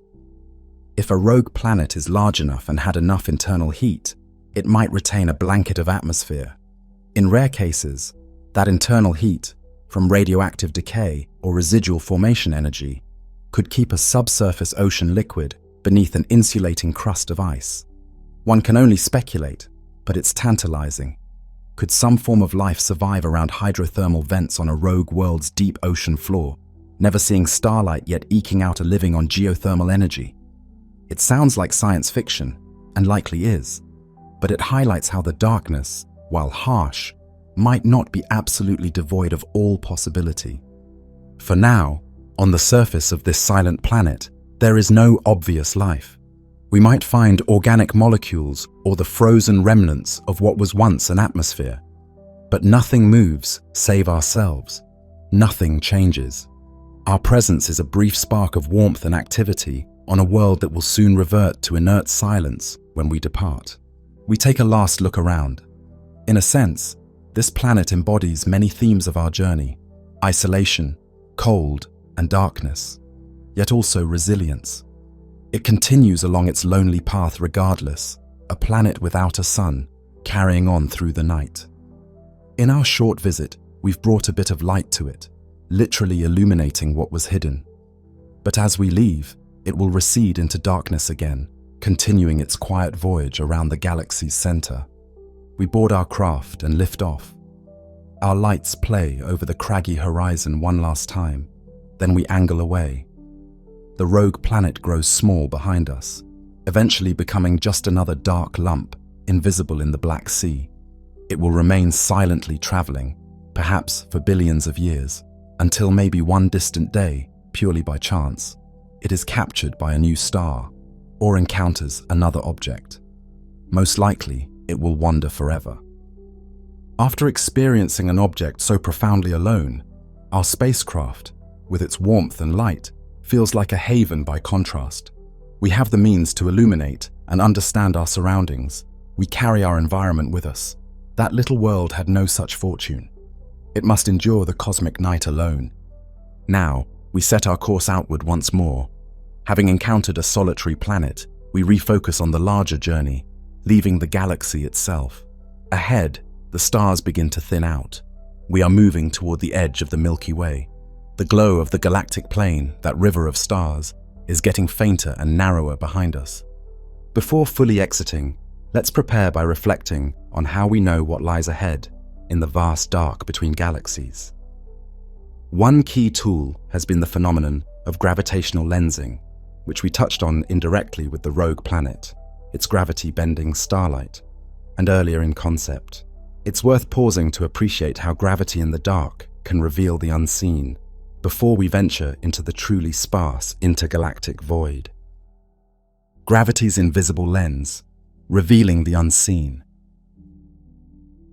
Before we leave our galaxy entirely, consider one more marvelous phenomenon, one that has been a silent companion in our exploration of the dark: gravitational lensing. It's the cosmos's way of letting gravity, even from invisible things, bend and play with light, creating natural telescopes and funhouse mirrors in space. Imagine observing a distant galaxy, billions of light years away. Normally, you'd see its faint smudge in the sky, and that's it.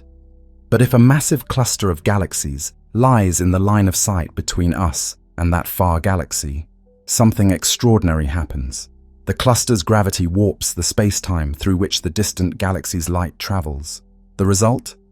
We might see that single distant galaxy appear multiple times, or its image smeared into a curved arc of light, or even an eerie ring encircling the foreground cluster.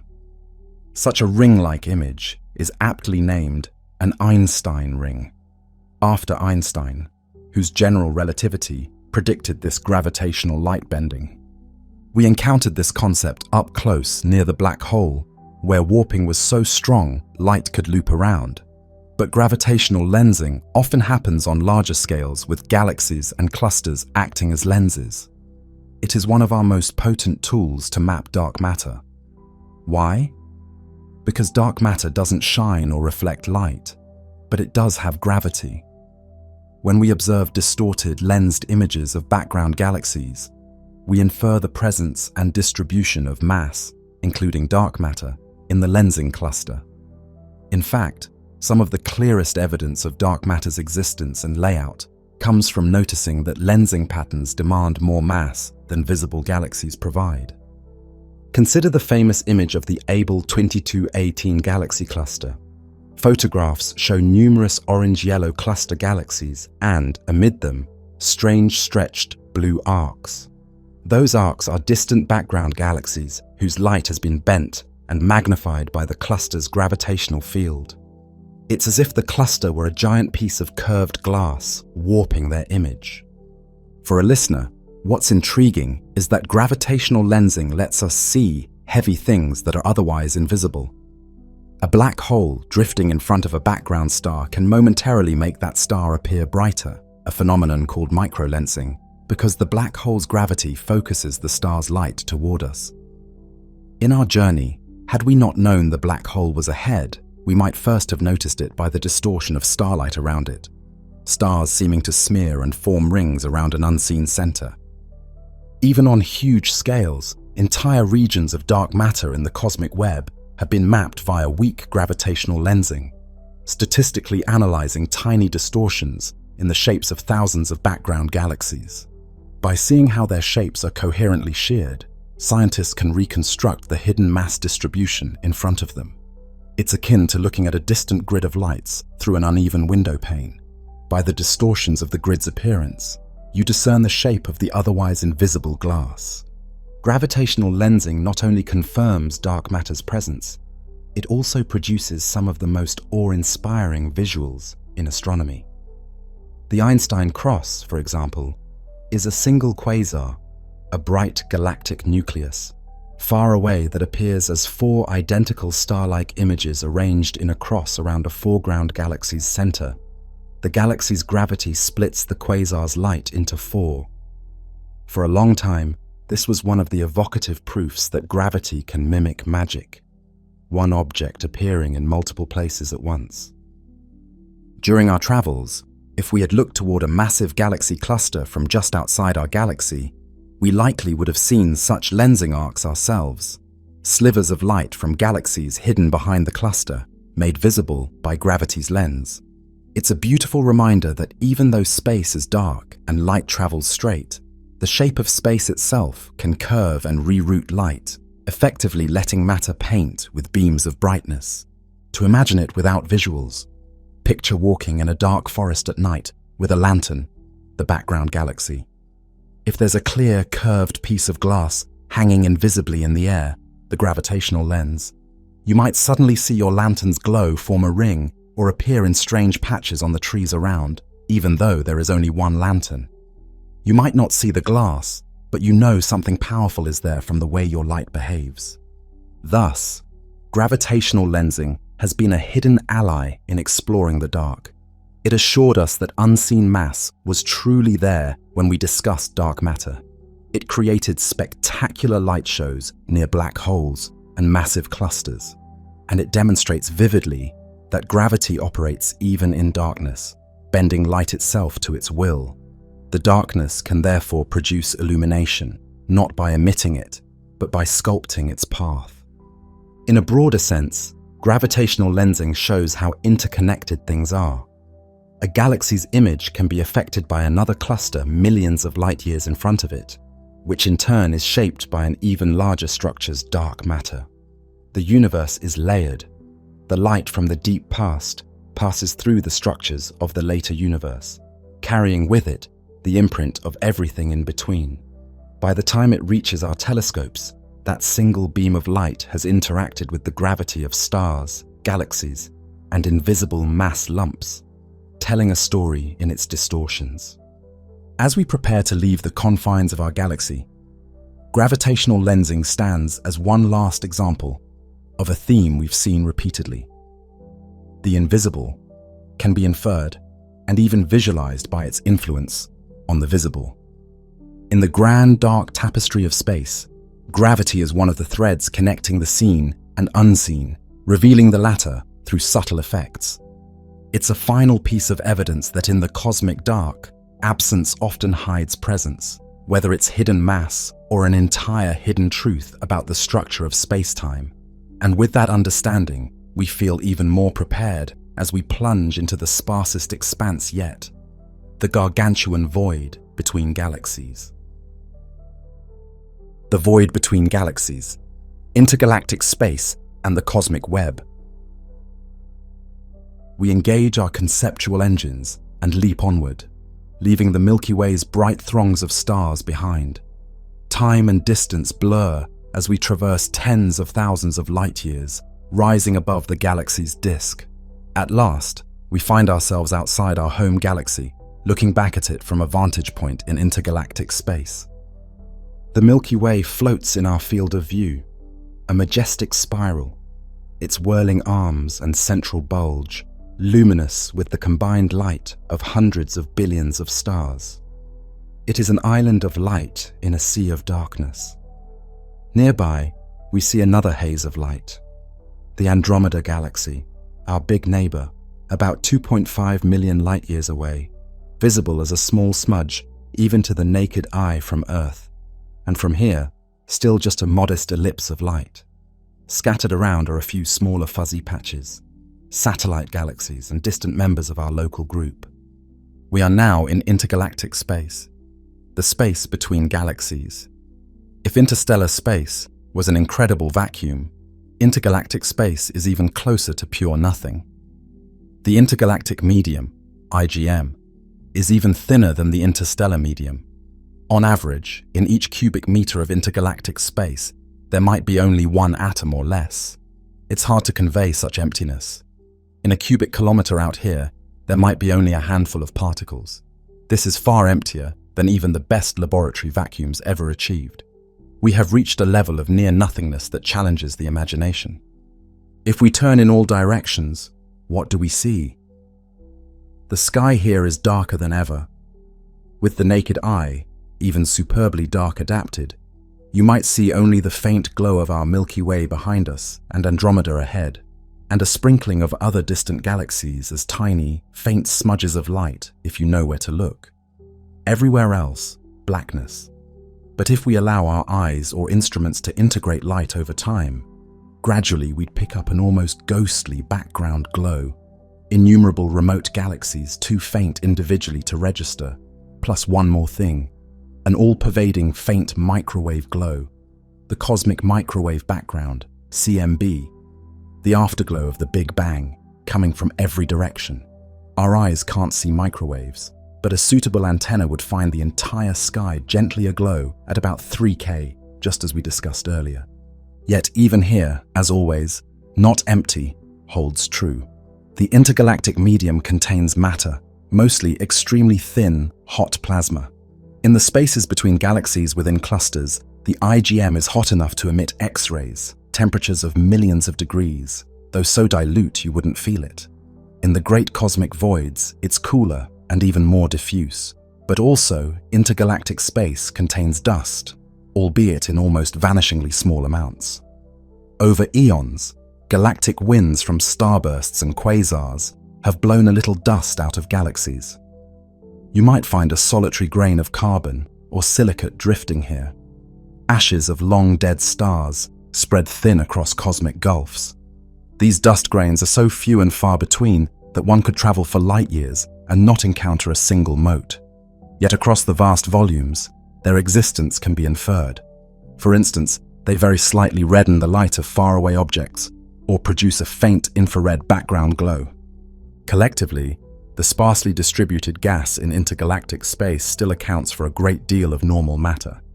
In fact, astronomers found that a significant fraction, perhaps half, of all the atoms in the universe lurk in these nearly empty intergalactic filaments and sheets, the so-called missing baryons that don't reside in galaxies. It's poetic. The most desolate expanses still hide much of the universe's ordinary matter in a form so diffuse it eluded detection for decades. One could drift here for 1 million years and perhaps not collide with even one stray dust grain or atom. That's how empty it is. Yet we know this subtle medium is there because when we look at distant quasars, we see their light very slightly dimmed or bluer light slightly absorbed at specific wavelengths by traces of intergalactic gas. Space, even here, has an extremely tenuous weather.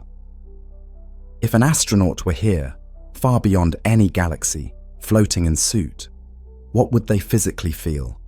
Essentially nothing. No air, of course. No sense of wind or pressure or temperature in the usual sense. The temperature of space here, defined by the cosmic background radiation, is about 3K, 3 degrees above absolute zero, roughly 270 degrees centigrade. Any object left alone out here would eventually cool to that temperature by radiating its heat away. In practice, an astronaut in a suit, shielded from sunlight, would radiate away body heat and slowly cool, but would likely die from lack of oxygen long before reaching the ambient temperature. The concept of hot or cold becomes tricky when there is almost no matter to measure it. The medium here can be simultaneously extremely hot in one sense. The few particles can be moving with lots of energy, yet cold in another. There are so few particles that they won't convey heat to you.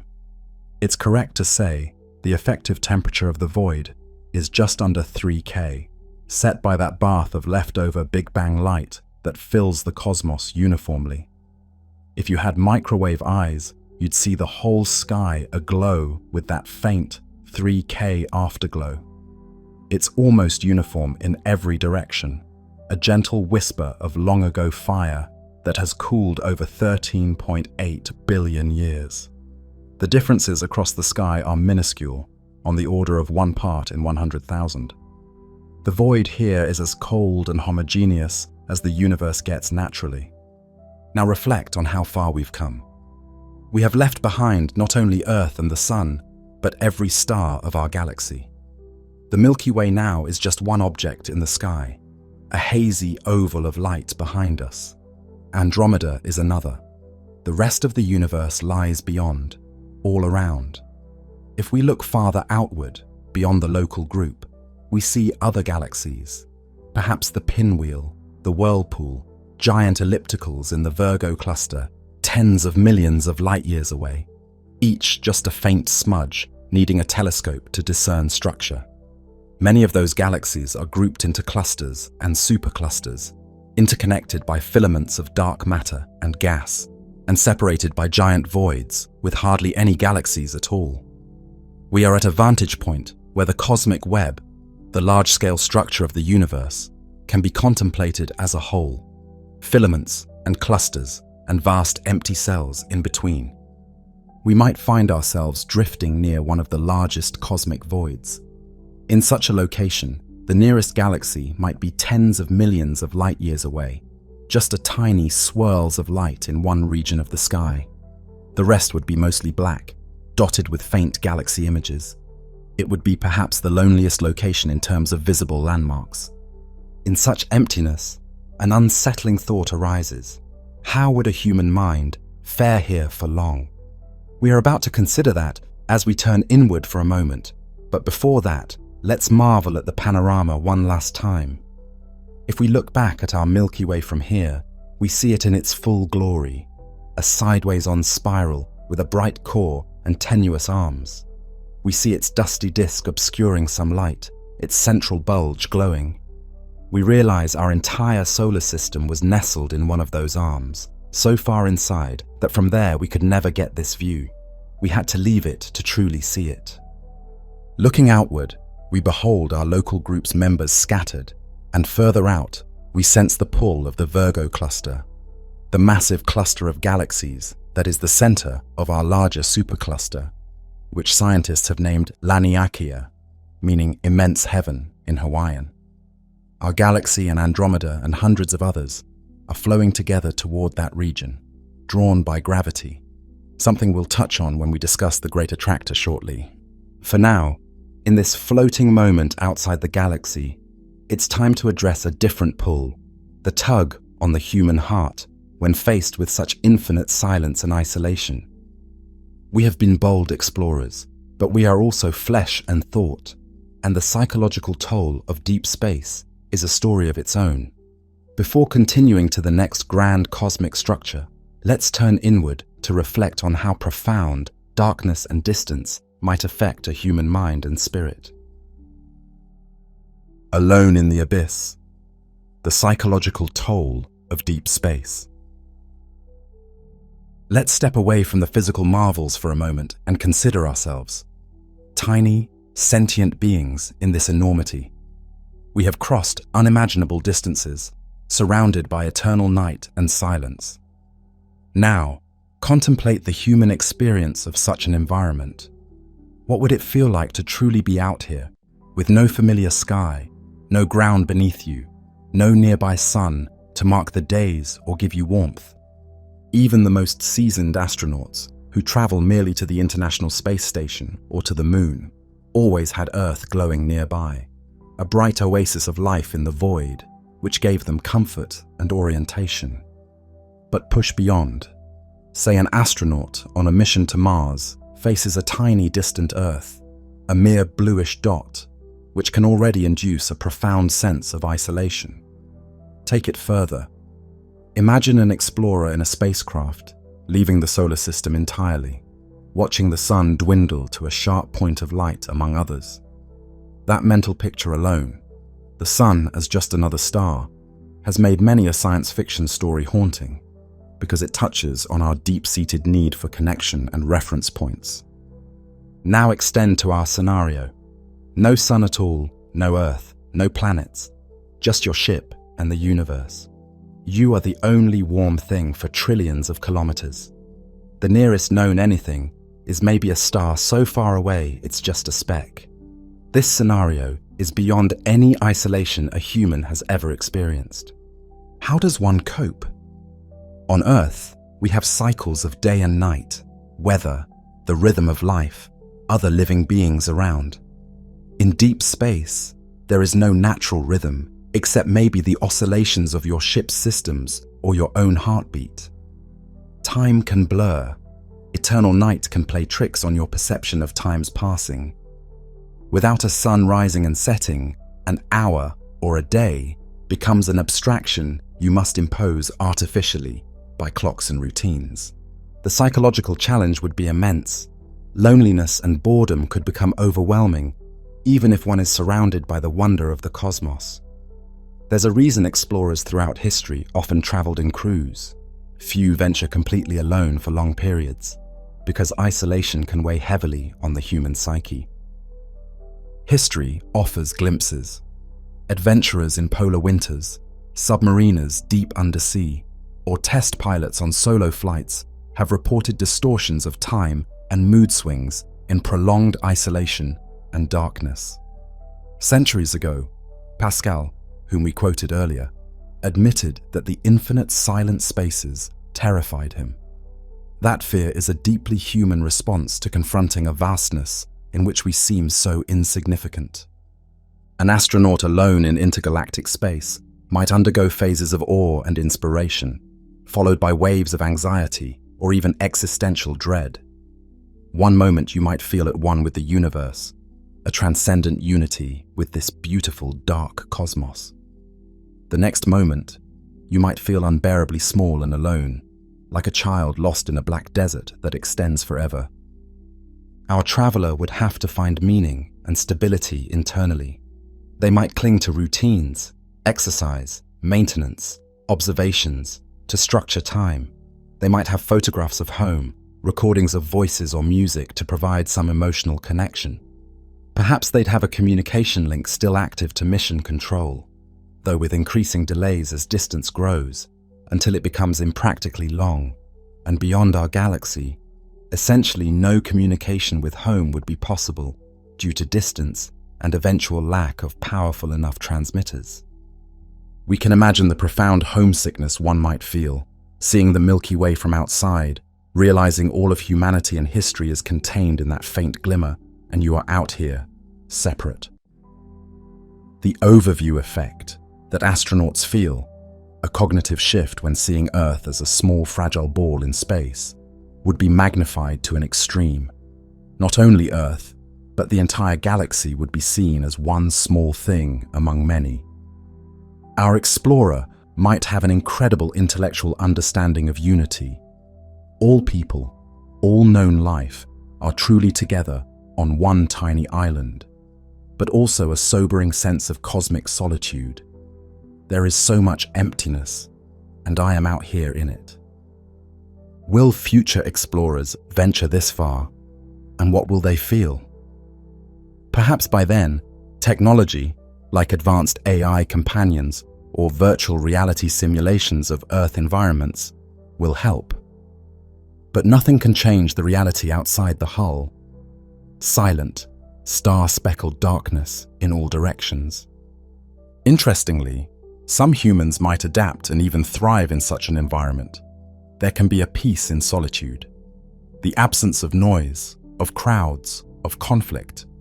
A person might find a monastic calm to contemplate existence. They could spend hours stargazing with eyes or instruments, meditating on the nature of things, writing poetry about the stars. The awe can be a powerful salve to fear. Knowing what we know about the universe's workings could also be comforting. You're alone, but you're not lost. You understand where you are and what that darkness is. Not demons or chaos, but physical space with laws and phenomena you've prepared for. In that sense, knowledge is a companion. However, without careful mental discipline, the void could erode one's sanity. Sensory deprivation can lead to hallucinations. The brain might start creating voices or apparitions to fill the void. A lonely traveler might find themselves talking to imagined friends or sensing presences that aren't there as a way to cope.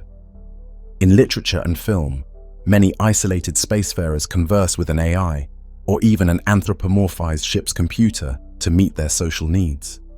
Perhaps one would talk to the stars as if they were old companions.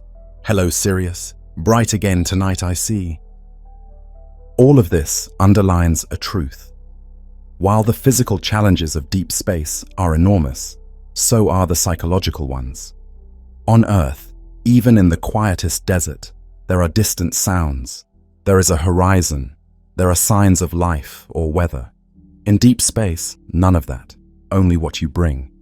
Yet the human spirit is adaptable. If one approaches the void not with fear, but with reverence and curiosity, it might become not a prison, but a vast cathedral. Instead of feeling insignificant, one could flip the perspective.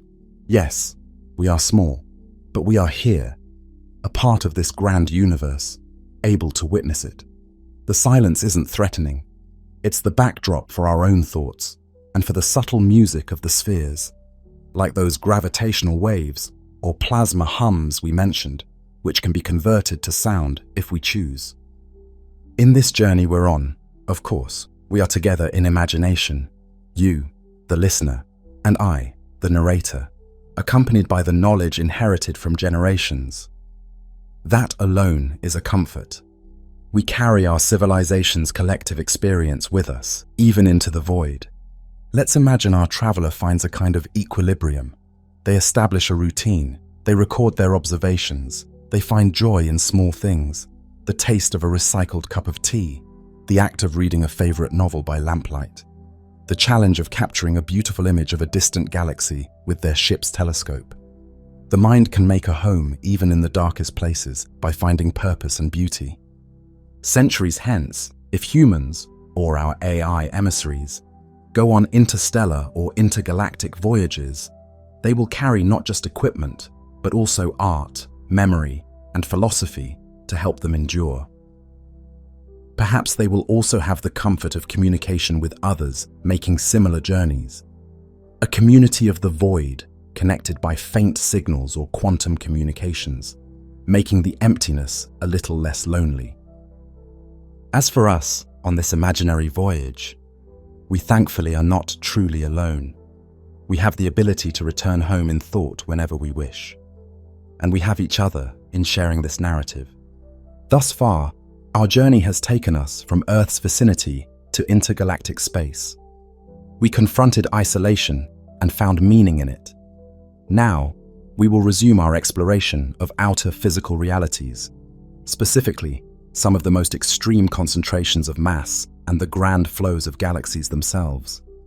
Armed with both scientific insight and a mindful heart, we turn now to one of the universe's most formidable and enigmatic denizens, the black hole. And after that, we'll look at the Great Attractor, a gravitational mystery on the scale of superclusters, before contemplating the fate of the universe and finally, our place in it all. Take a deep breath. Our ship's life support has plenty of air. The journey continues, ever deeper into the dark, now toward one of the darkest destinations possible.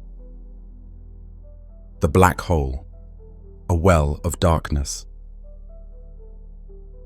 From the quiet emptiness of intergalactic space, we set course for one of the most mind-bending destinations in the universe, a black hole.